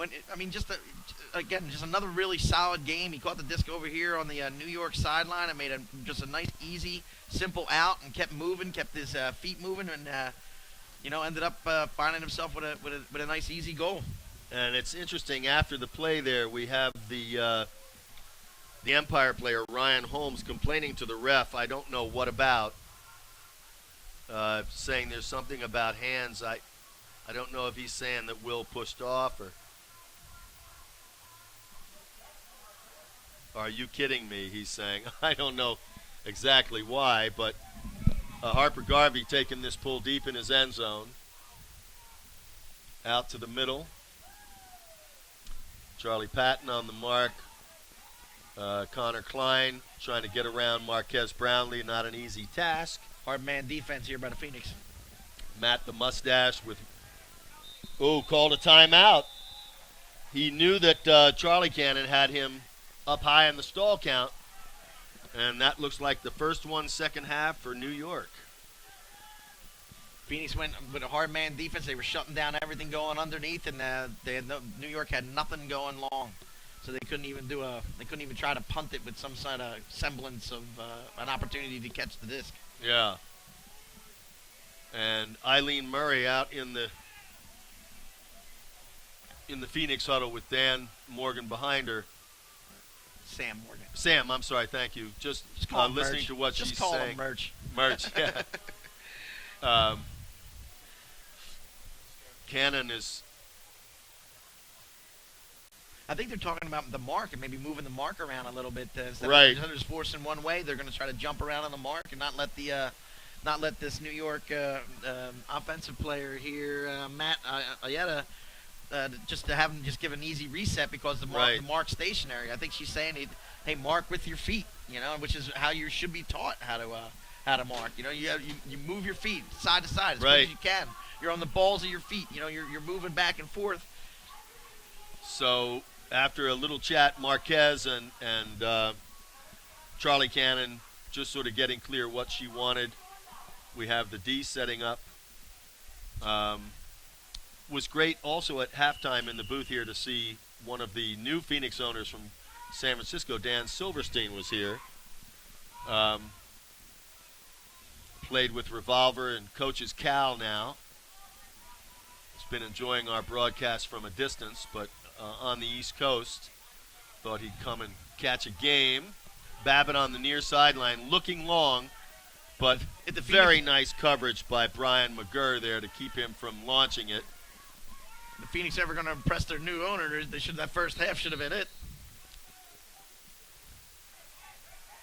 There's a little contest here. We have Charlie Cannon having a little discussion with Matt Auletta about who contacted whom. And the refs are going to huddle on this one. They're bringing Dan Spicer up with them. This is an official timeout, so we're going to stop the clock here.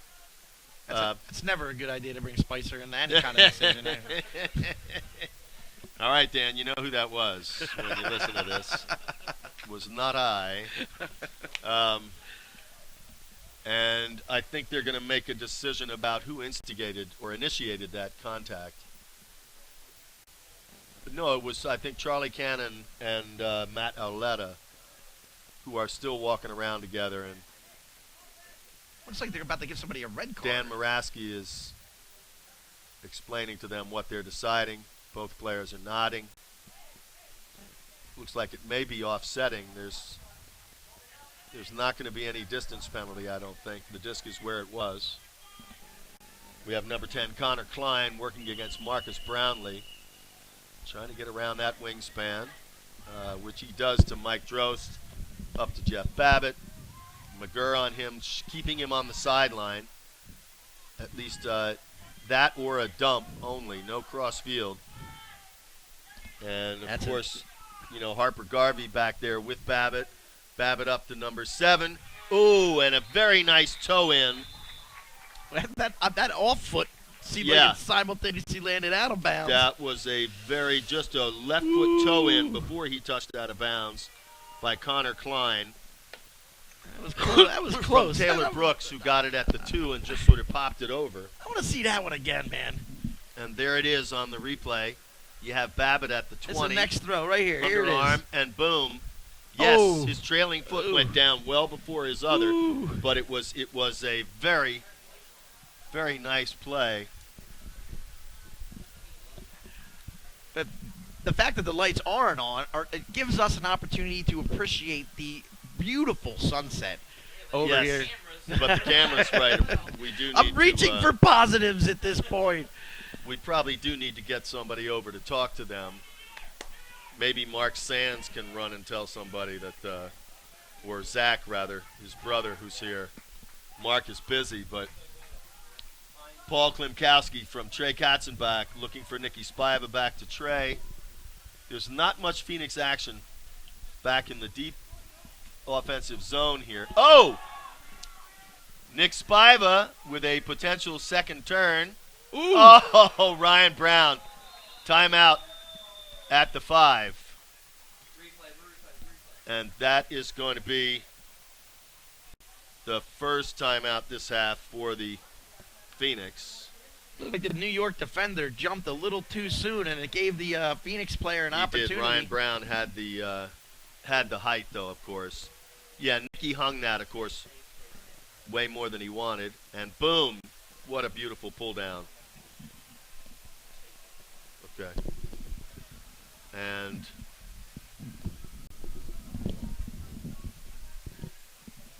Mott's sitting there talking to the referees there. I wonder what that was about.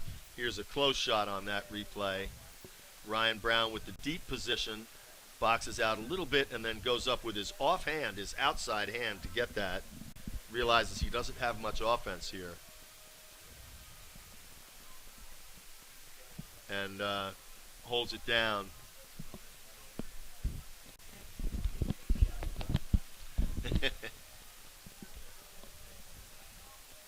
Like someone might have taken a little shot in the yayas there. But I don't think so. We do have someone going to see about the lights because we know our cameras are going to start to be challenged here in a few minutes. And we have Nick Spiva with the disc at the 5. Nice shot to Sean Mott. It was just too easy. A little juke on the top of the stack, and just as soon as the New York defender fell off lost his balance a little bit, Mott just took advantage with a little side juke and scored. We see Babbitt going down there from D to get on the O-line as well. And Matt Auletta, Peter Kalmakis. I haven't seen Drost. Conor Clyne. Since he came limping off, I haven't seen him. Harper Garvey. Yeah, I don't think I've seen Mike Drost is out there now. And who else? That's I think the other out there is Matt Stevens, number 17. On O for the Empire. And on D for the Phoenix, we have the pull by Greg Martin, Scott Shue, Stephen Ing, Steve Rosso, Casey Startzel, and we have Eric Nardelli, who's already got 2 Ds today. And there we can hear Sauce Man across the field. The Canadian Bull Moose mating call. And Harper Garvey with a big flick to Jeff Babbitt easily brings it in at the 5 over Steve Martin and Eric Nardelli. And then right to Conor Clyne, who disrespects his man. He really showed it to him, didn't by he? showing it to him while he's lying on the ground. Nardelli's going to remember that. For being down by 6 goals, that was a class move, I must say. Right. I Not mean, the time to really be doing that. Only from New York would you see something like of that nature. Babbitt with a fairly easy assist. Conor Clyne faked going midfield and then came back. That is Conor's 6th goal, so he's certainly pulling his share of the load, almost half of them for the Empire tonight. But that's also, Greg Martin signaling no catch as if he hadn't stopped rotation. But the refs were not about to give him that. John Wodash is out there holding the disc, getting ready to pull. He almost deserves that for what he did after the fact, really. You know what I mean? So, I don't know, man. It's hopefully this provides a little, gives the Phoenix a little bulletin board material or something to get them fired up. Nicky Spiva from Paul Klimkowski at the 20 with Hunziker in the middle. And going up to Sean Mott, Will Honey is faking back and going deeper. Mott dumps back to Nicky again. There's Will Honey, but Nick is already back to the middle. It's too bad. Will is still open. He's going to wait there. He's taking it at the sideline. Back to Nick Spiva in the middle. Looking at Quinn, but pulls it back. I would sort of like that matchup against Jake Price, who's not a tall guy. Quinn Hunziker just takes it over him there. Gets it to Sean at the goal line. Little scoober to Trey Katzenbach for his first goal of the game. Sean Mott, another assist for his 4th against 3 goals. And Trey Katzenbach, his first goal against 2 assists. I hear you when you want to say you want to take that shot to Quinn there, but at the same time, you just keep possession, you move the disc, you take a little more time off the clock, and certainly still score. The way they're going, there's no reason to get crazy here. With 1:46 seconds left in the 3rd, 1 minute 46, we have 1 timeout left for each team. Back to a 7-goal lead for the Phoenix. And some point in the 4th quarter, they will feel that this is locked in, but I know they don't feel that way yet. Too many talented players. Looks like George said, "Let there be light." The lights are on. The lights have just come on faintly. They will be warming up over the next minute or two. Here late in the 3rd, but this late in the summer, this point in the summer, it's still nice and light out here. Dan Spicer blowing it in on the left side. Harper Garvey, easy up to Jeff Babbitt, who's got Marquez on him. A matchup I like. Jeff will not be getting anything vertically over Marquez unless he elbows him out of the way. Over on this side to Sam Taylor, who's trying to get through Oak Nelson. Oh! And he doesn't manage it. A bad throw by Sam Taylor. We're going to give him the turnover there. And Oak Nelson with a tip-down D of a bad pass, throws it in the middle to number 2, Brian McGurr, who pops it into the end zone for Ken Wells, rather, for number 5, Brian McGurr. Brian with his goal, Ken Wells with the assist. He's the fastest. He's the fastest. We all know it to be true. And then, despite New York coming out making that push early in the quarter, here goes the Phoenix pushing their lead back up to 8. And that's a great thing to see. Yeah, nice play. Kenny Wells with a beautifully put flick into the end zone. We have Steve Rosso out there. We have Greg Martin holding the disc, giving it to Nick Spiva. Eric Nardelli in the middle. Sting. And number 6, Doug Roman again. And Casey Startzel. And it's interesting also this game, where I think we're seeing a little more of the bench on the Phoenix too, because with a lead like this, they're getting everybody playing time and working in some more combinations to see how things are fitting. And there we have Harper Garvey going out to Matt Stevens, going over to Frank Wong, who's looking back to Matt Stevens in the middle-ish. He fakes a big backhand over Casey, who is not buying. Conor Clyne. And a big backhand there that is almost tipped. That knee landed on the goal, but Spicer is giving him the goal. I think Dan Marques is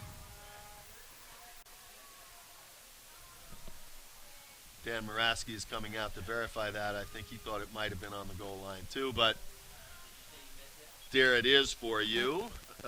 New York up to 15.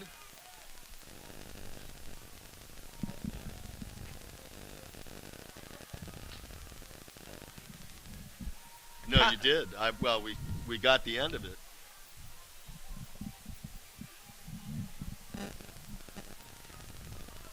I gotta say, that was not the greatest of throws by Mr. Clyne. No. From New York, and considering that he was the dude that showed the disc down there on the goal that he caught. Right, I'm sure he'd say he only shows it on his catches. I really would have liked to see the Phoenix kind of stuff him there a little bit. Matt Aletta. But that's fine. I'm sure catch. He'll have his comeuppance. And once again, Will Honey, Sean Mott, Quinn Hunziker, Ryan Browns, Nicky Spiva, and Paul Klimkowski to Nick Spiva and Trey Katzenbach on the far side.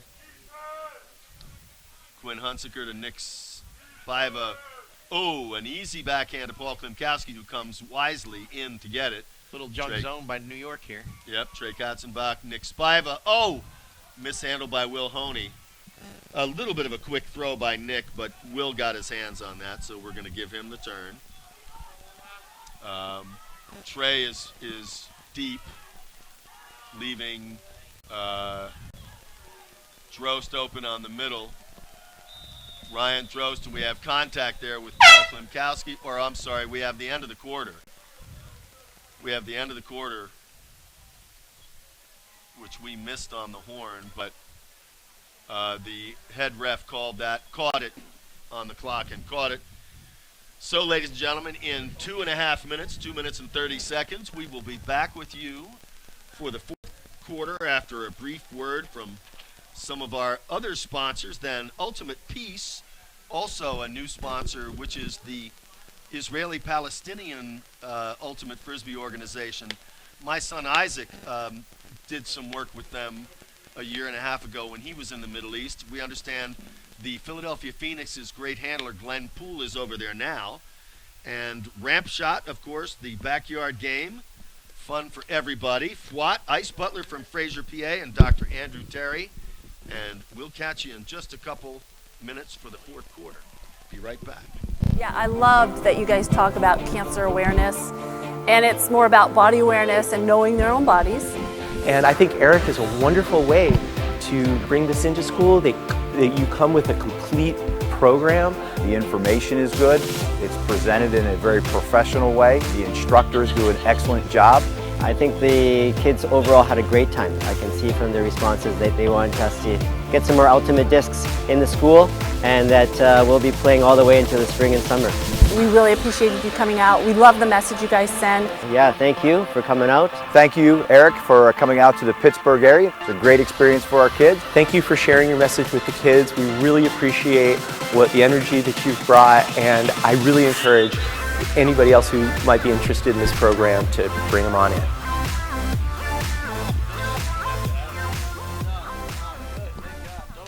Yeah, I love.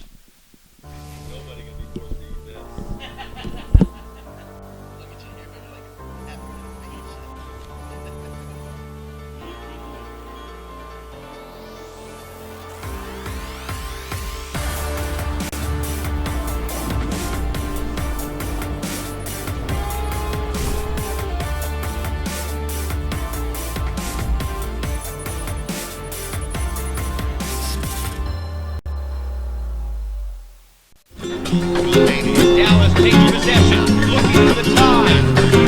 And it was tipped off the hands of Chris Larberg and caught by Zach Riggins. He catches that kid. Yes, he does. Nice play.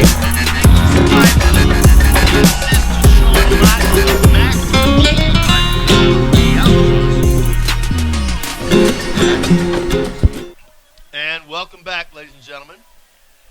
With 12 minutes left in what has been a decidedly one-sided affair so far.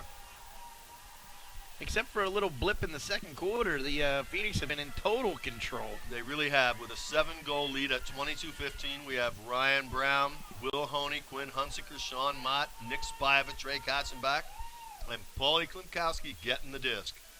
Up to Nick. Ryan Drost on him. Around the corner to Sean Mott.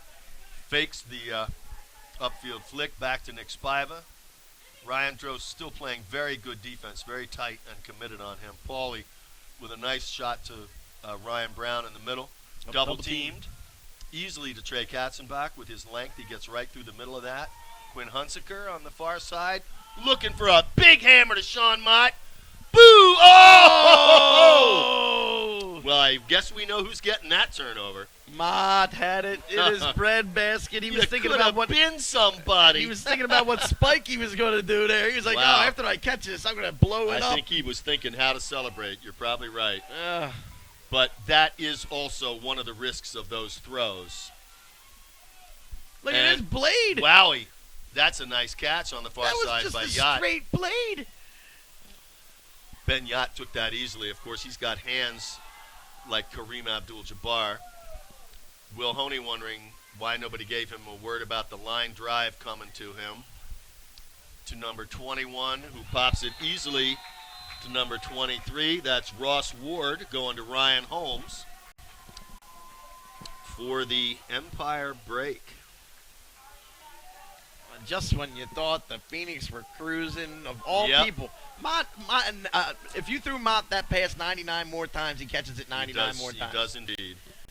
You know, I mean, that's unfortunate. Great hammer, though. It takes away from Quinn, second, really nice hammer cross field there. Just pinpoint accuracy with those hammers, and it's just unfortunate Mott didn't reel that one in. Sean Mott will never argue that that was a bad throw. It was certainly on the money. On the money indeed. See, this is why you want Mott throwing the disc all the time. Because if he's got to catch a goal, that's what happens, you know?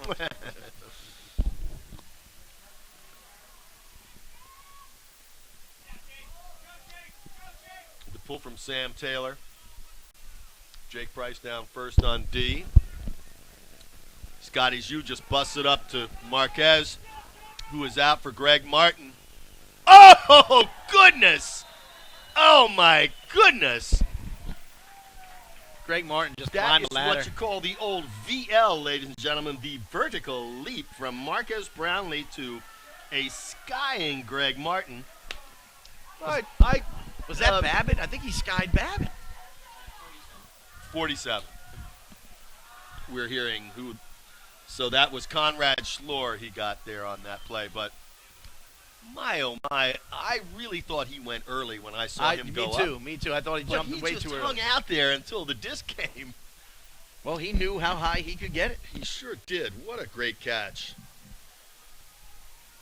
Watching the replay in the booth here now, he did sort of a pump up there and hung for a second.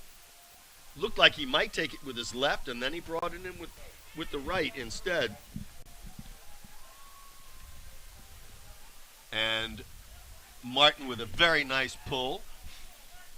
Another back of the end zone pull.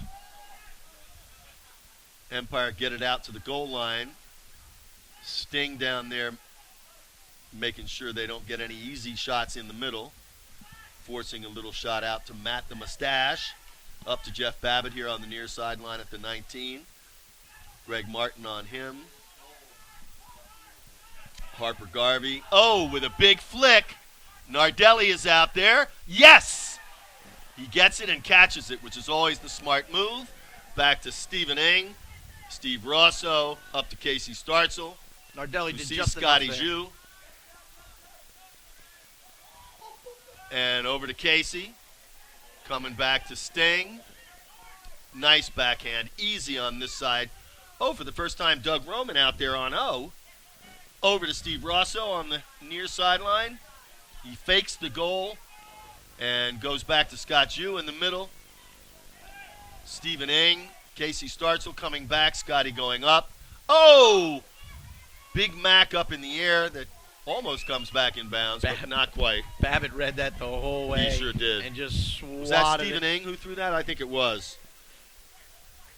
Have to give him a little turnover on that play for throwing into the teeth of the defense. Babbitt just poached off his guy off the top of the stack and just read that cut perfectly. We had another shutdown of the far sideline there with a nice D move. Nobody moving for New York. And they there's just put it up Stephen to Ing, Babbitt. Jeff Babbitt against Casey Startzel and Stephen Ing. And Casey almost made a play of that. Babbitt with an easy goal to Matt Auletta in the end zone. There was nothing happening in the back for the New York offense whatsoever on that play, and Babbitt was stationary at about the 35, 40-yard line when the throw went up, and he just went and got it. Yep. There was nothing Casey or Steve Ing could have done with that at all. Really, there isn't. That's just the wide body over two Piper Cubs. He wasn't even moving. Must be nice to be that good. Oh, goodness. 8:50 left here in the fourth. The Phoenix still holding on to a 23-17 lead. About to get the disc back with the Paul Klimkowski, Quinn Hunsaker, Ryan Brown, Nick Spiva, Trey Katzenbach, Will Honey, and Sean Mott out there. Nick up this sideline to Quinn Hunsaker. To Will Honey here at midfield. Oh, who sees Sean Mott. And he's going to get that over John Wodach. Boom.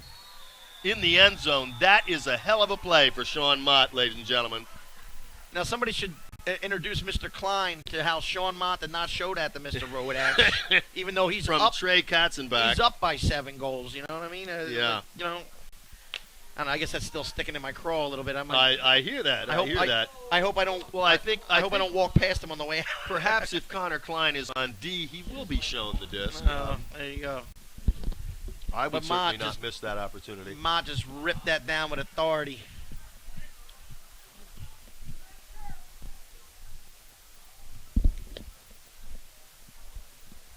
Here we are on the replay. Really nice flick from Will Honey. And it curves around. I mean, Wodach is right there, but Sean just gets 2 inches on him. They come down together in a heap. I think if Sean had dropped that, there would have been a foul for contact, but based on the catch, no need. Another beautiful pull right a yard deep in the end zone. Taylor Brooks out on the far side to Sam Taylor. That's Taylor to Taylor. Brooks gets it back and throws it to Mike Drost. Up to Harper Garvey. And Mike Drost taking another couple extra steps in front of Marques. They all used to play together on the Empire too. And Mike takes a nice shot to Babbitt. Jeff Babbitt again in the end zone for his 5th goal. That's a machine. And we're back to a 6-goal lead with 8:07 left. Bailey's busted out the sushi here. Still in not the press convinced box. they're going to get close in this game. You know, they've got to stop the Phoenix 3 times to make this interesting in the final 3 or 4 minutes. And they get 2. I still don't see that happening. We have a timeout called on the Phoenix because they did not have their roster out. It's the last time Their out. line for the out, I Phoenix. mean. Last time out for the Phoenix. How's your sushi? Very good, thank you. From the Newtown Farmers Market. It looks delicious. If I was a sushi guy, I'd be all over it. It's not a sushi guy. Little tuna roll and salmon roll. Offered to share, but no fish lovers apparently up here. Oh, well. Sad thing. Yeah, his heart's broken. My heart is broken, right. And we have... I don't know how you're going to eat all that yourself, buddy. We really didn't... Nobody needed that timeout, per se, so the Empire are taking advantage of it, as the Phoenix are just waiting on the line. They have Sean Mott and Scotty Zhu, Quinn Hunziker, Nick Spiva, Trey Katzenbach, Paul Klinkowski, and Will Honey again. You know, in football, when they miss an extra point in, like, the first quarter, and you're like, that'll never come back to haunt them. I mean, Right, it should no. be fine. But then in the end, it somehow plays a factor in the end. I really hope that timeout, for that reason, doesn't come play some sort of factor here. I mean, still 8 minutes left. I mean, Yeah, no, New York gets 2 breaks. All of a sudden, Sure. people are sweating a little bit, and you're out of time. Well, that's the only concern I had. You don't like to shoot it just because you're, not effectively paying attention. Whoever was called out didn't hear it or whatever. It looked like Steve Ing. Well, I guess Scotty Zhu trying to make it out there in a hurry. He's been playing D-line most of the game, so maybe it was an adjustment they made and he just didn't remember or something. Who knows what goes on there? Human error.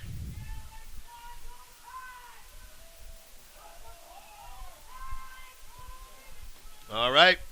Paulie Klimkowski on the far sideline. He is... and we have an integrity call here from Ben Yacht, who... it looked like that was a clean D or drop. It was not. He was lying on his back when he dropped it. He had hit him just before he dropped it, and he knew it. And that's one thing I really love about the pro game, even though it has referees, and I understand there are a lot of purists out there who don't like it. But that lets you be a stand-up cat, by calling the foul on yourself. You can overturn a foul called in your favor. And Ben Yacht, there was no call made, but he just dropped the disc and said, no, it was a foul on me. Another long huck turnover by the Empire. Scott Zhu to Quinn Hunziker. Will Honey with a nice little up flick to Nick Spiva on the far side. And there's a little clogging in the middle right now for the Phoenix as they spread that O out. There we go. Paul Klimkowski here on the near side. Quinn Hunziker getting it out to Nick Spiva. Ooh! With Scott Zhu just snaking that away. Nice big flick from Sean Mott. Wow! Ooh. Will Honey. How's he not hurt? Well, he's not hurt because he landed on Ryan Holmes there. But the old Pensbury connection comes through again. Sean to Will.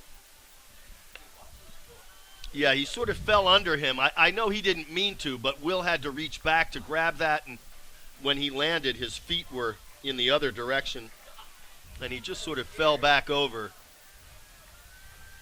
Yeah, he jumped before the disc even got to Will, so that when he landed, Will was in the air, and he did sort of hit his lower body as he came down. But I can't blame the Empire player for that, because he left the ground early and Will could see the play. And the disc just sailed over him, so Will had a clean shot at it by that time. And he really didn't even hit his legs. Will just sort of kept them out of the way and then landed on him as he was sort of lying down. Great pull to the back of the end zone. The Empire having trouble getting it out. Mike Auletta throws it right to Doug Roman, who dumps it back to Greg Martin, and then it swings over to Eric Nardelli. Rosso's uncovered. Back here to McGurr.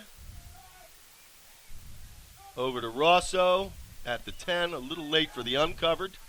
Fakes the dump, looks upfield. Oh! Steve Rosso to Greg Martin. Very nice. Number 8 to number 4. That break could do it for the Phoenix. I mean, up 8 here. Well, I'm going to risk it here with 6 minutes and say they're not catching them. They're not getting an 8-goal turnaround in 6 minutes. Not the way this game has gone. Just don't see it, ladies and gentlemen. These cats are bushed, and the Phoenix still have the intensity to get done what they need to do. They are playing with some nice passion here They today. really are. It's great to see. I mean, they're not letting up. Especially considering, let's take the two team seasons into consideration. The Phoenix could be here playing out the string here at home, and they're not doing that. They're playing hard every point. They're going for it. And then you have the Empire, who's accustomed to going to the playoffs. That bubble burst on them last week. Now they have to play out the rest of the season, which they're not used to doing. And I think that totally played a factor in why they came out so flat in the first quarter. I think that was Marques with the pull, but anyway, it's a nice one, up to the 10 or so.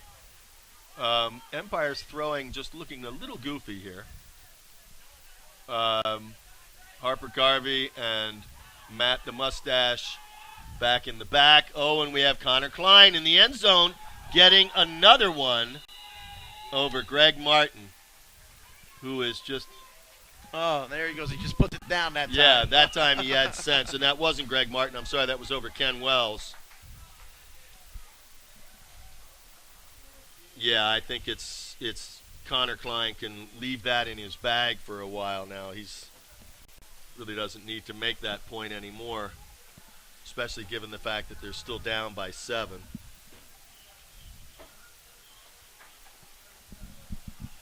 Couldn't see who threw that, whether it was Ryan Drost or Mike Drost. What do you think I think it was number 7, of course. That is who it was, Taylor Brooks, what do you for think his 5th assist. What do you think the reaction is going to be around the league when they see the score here to the Phoenix? I think they're going to be surprised, as they were last week when they saw an 8-goal win over Ottawa. They just, people are finally realizing they are going to have to watch out for this team. Certainly next year they're going to be even better, having played together now and gotten some of these new guys in the fold. Ryan Brown with a nice takedown of a Nicky Spiva hot flick. Wide open, untouched. Sean Michael Mott. Did he drop it again? Don't tell me that. They're not signaling. They're not signaling. That's a turnover. Sean Mott just dropped it again. He walked that back and then turned it over. If I'm going to give Conor Clyne a hard time, I've got to give Sean Mott a hard time now. Yeah. Especially after dropping the hammer before. You're running with your arms fully outstretched like that, but that disc is floating in. You better secure that. Yeah, you don't wait until a foot in front of the line. And now we have Sean Mott trying to guard Ben Yacht. This should be fun if the disc goes up. Mott with just a gaff and a half here. Matt Lamar on the near sideline with Trey Katzenbach. He puts it up for Ben Yacht, but Will Honey is there. Will Honey is there. And Mott, both, but I think Will was the one who got. I didn't see anyone. They're saying pass interference. Or no, actually, that's unsportsmanlike conduct. On Will? On Sean Mott, I think. That was the unsportsmanlike signal.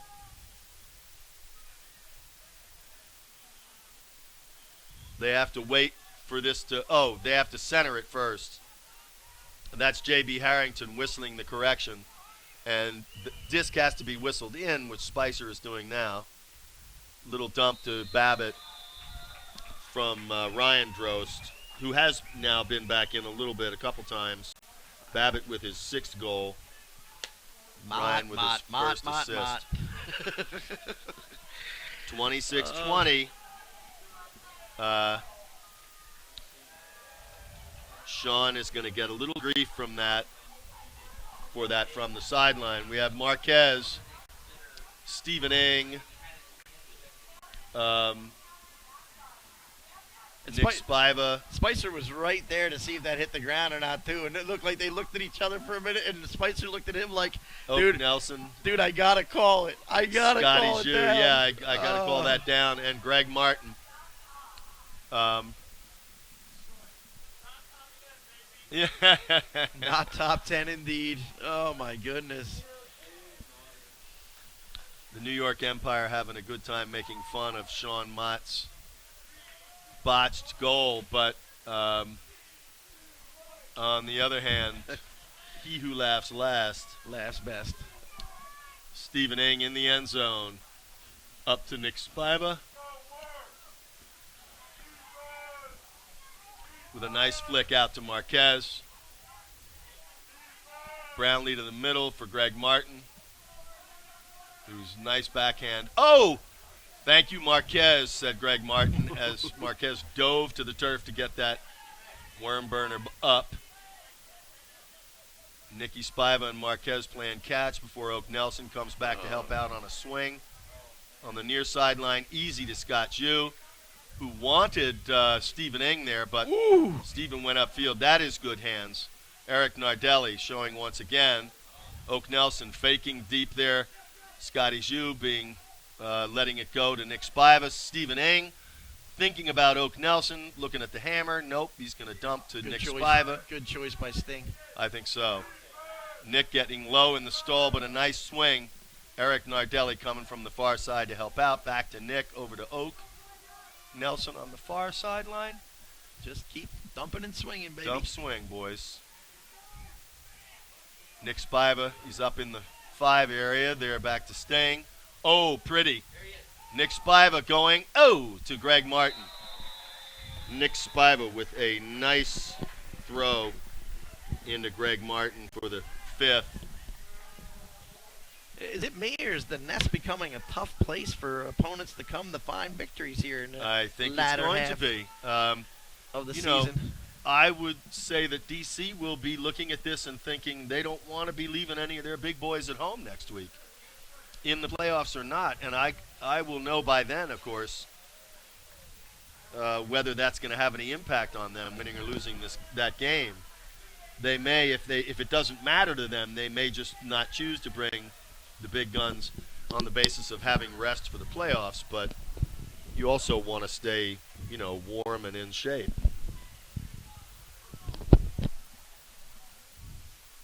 I think there'll be some celebrating tonight at Fouat for the Phoenix, getting a big win over Marques, the Empire. Monster backhand that's going to go out.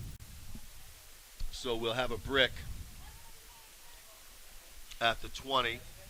And on D here, we are looking at Charlie Patton, Kenny Wells, Charlie Cannon, McGurr, Ryan Brown, and Marques, and it's up to Ryan Brown. Nice tip away. Way to read that, Ryan Brown. He didn't go up right away. He took an extra 2 steps, and that led to an easy block, and he had his footwork under him. Very nice. And that was against our friend Mr. Clyne, who might have thought he was getting another easy long pass. Kenny Wells with a monster flick to Marques Brownlee, who is not going to have any trouble getting that over his defender and popping an easy cross field to the center to Charlie Cannon for his second goal. Marques with his second assist. K-Dub with a nice rip there to Marques. Yeah, it sure was. Kenny Wells with the assist to the assist. That was one of those plays that sets the big one up. And, the Empire defender was down there alone against Brownlee and... You got to like that matchup every time. Right, and who caught that goal? Cannon, Charlie Cannon. Marques is just going to choose which way to get it to him and where to get it to him, and the defender has to decide whether to try and mark the throw or D the catch. He can often lose that whole gambit while he's making that decision.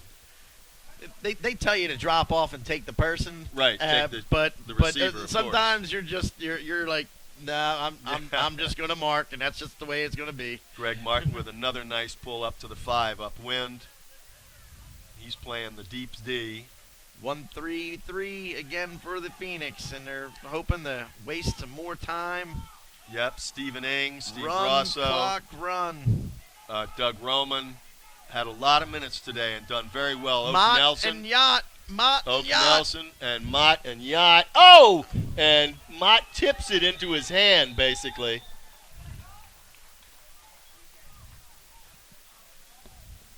Mott is giving up about a foot and a half. About a foot. Was that Harper Garvey who threw that? Just trying to see who threw that. I know that Ben Yacht caught it.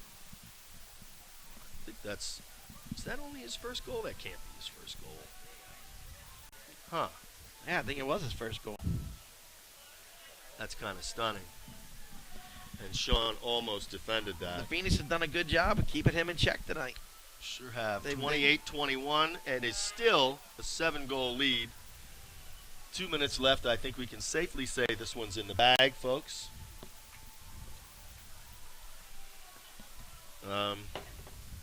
Approaching that magical 32nd point in the quarter where the clock will stop on out of bounds.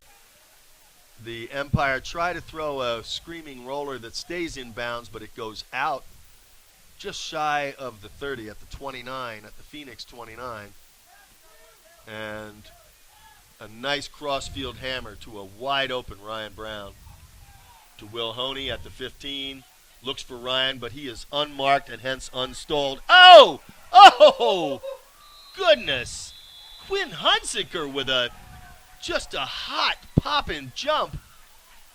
Not the greatest choice by Honey to pop a scuba into a group of 3 Empire defenders, but no, you can't say it was, but it. But if you know that Quinn Hunziker's in there, that he's going to go get it, then yeah, and why not? I think that's the magic. That's the sauce on that play is that Honey knows who he's dealing with there. He fakes it to the left side, and he's triple teamed essentially, but just takes it over the top of everybody.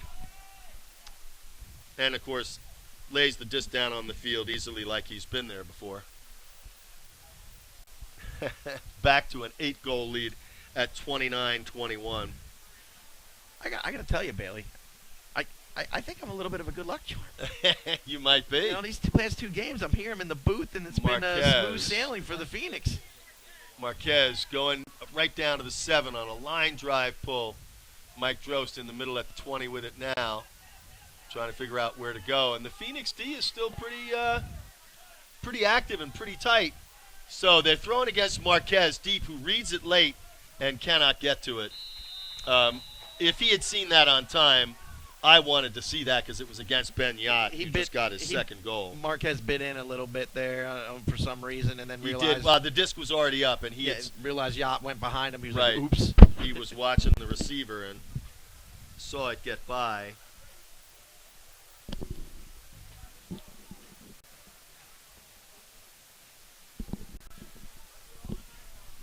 Yeah, that might have been Conor Clyne who threw that time, too.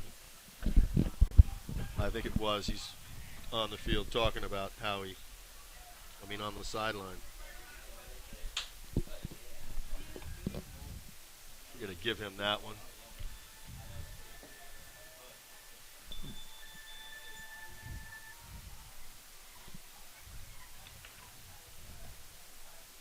We have a big pull coming down to Paul Klimkowski. Quick to Nick Spiva. Quinn Hunziker's going deep already. Taking John Wodach with him. Ryan Brown in the middle. Quinn coming back. Why Ryan's looking that off, I have no idea. Will Honey in the middle. Paul Klimkowski up here to Trey Katzenbach, who gets down on the ground just for a second to make sure he keeps it. Back to Klimkowski. Over to Hunziker. Up to Ryan Brown. And there we have Will Honey at the 26. He looked for that hammer for a second. Up to Shawnee Mott on the far side. Little lefty to Nick Spiva at the 10. How's it going to go in this time? Oh, Hunziker. Quinn. Thank you, Quinn, says Nick. Right up to Will Honey again. Sean Mott on the 10 this time. And now he's got Nicky deep. And Nicky back to Sean. He's not going to mess this one up. Nice catch, Mott. Nicky Spiva. Well, you got to keep trusting your receiver even when he screws up like that. Mott forgot about that gaff from earlier already. I'm sure, it's so embarrassing. He's going to want to forget about it, but he's going to get some crap for that for a good couple days. I know the minute my son Isaac sees that, he's going to shoot him some kind of communication. About the hot catch deep in the end zone. Of the unpleasant variety, I would assume. Right. Right.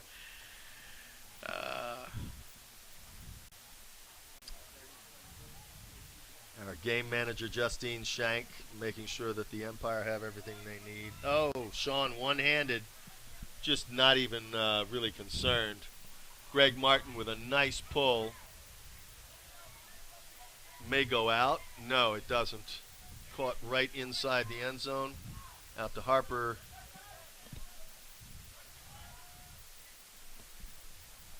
Phoenix just hoping to make New York make a Ben- bunch of throws here. Benyat in the middle with a flick down to Sam Taylor. And he's trying to find a receiver now. Back to Benyat with a big hammer into the end zone for guess who? Number 10, Conor Clyne for his 8th goal. Only 13 seconds Yacht left. with the assist. I think 7-goal lead. I don't think they're catching I'm them. going to go out on a limb now, and I think it's safe. I think we're safe here, Bailey. I think we are. I gotta say thanks for having me again this week, man. This has been a lot of fun to be able to sit here and talk Ultimate with you and have all the fans out there listening. And I just it's been an absolute honor and pleasure to be here. And I just want to say thanks to everybody for having me. It's been awesome. Well, despite the fact that you're a huge pain in the ass, you're more than welcome.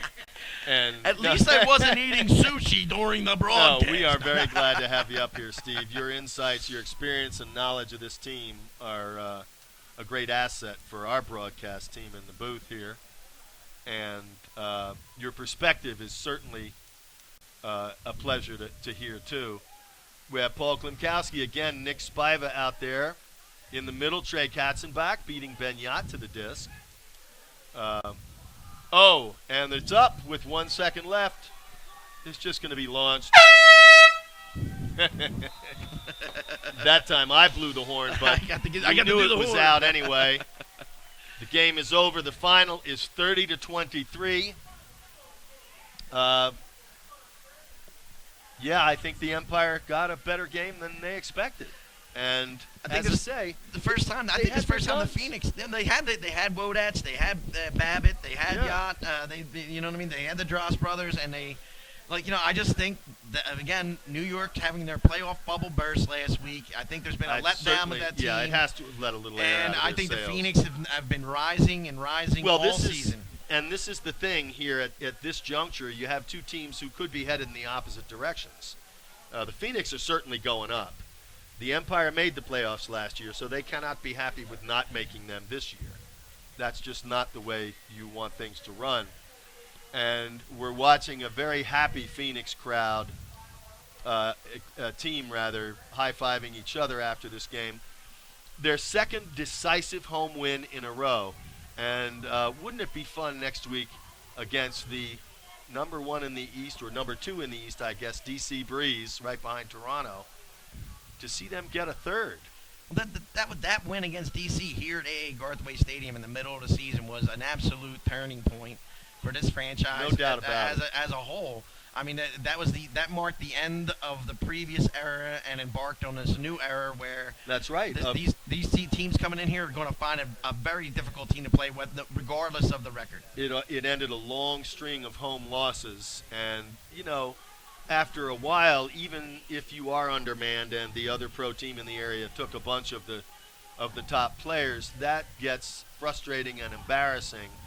And it's just great to see that the guys who have stuck with this program and hung in here so long have turned it around so dramatically. Well, and they're getting rewarded. They are. Like the guys like Casey Starzel's been here a bunch of years. Mott's been here a bunch of years. The fruits of their labors. Honey's been here a bunch of years. Rosso's been here from the beginning. Yeah. K-Dub's been here for throughout the whole thing. So to see those guys finally taste this kind of success with this jersey on, it's really a pleasure to see. It is. And even though Matt Esser wasn't here with us this week, he had such a great game last week. Another guy who's been with the team a while. And, Eric Nardelli, I mean, you had Paul Klimkowski getting 2 Ds early in the game. He was the cat on D early on, and he inspired other guys to step up. You had Charlie Cannon with 2 Ds. You had Eric Nardelli with 2 Ds, also very timely. Ryan Brown had at least one. I think he may have had another. Greg Martin had one. Casey Startzel had one, that little layout tip away. And Quinn just missed on another 2 or 3. So Casey's block on that reset could have been the block of the game for the Phoenix, and I think was a pivotal play in that first quarter. It sort of stifled another comeback attempt. They had gotten to within 5, and boom, now you're back at 6, and then they were back at 7.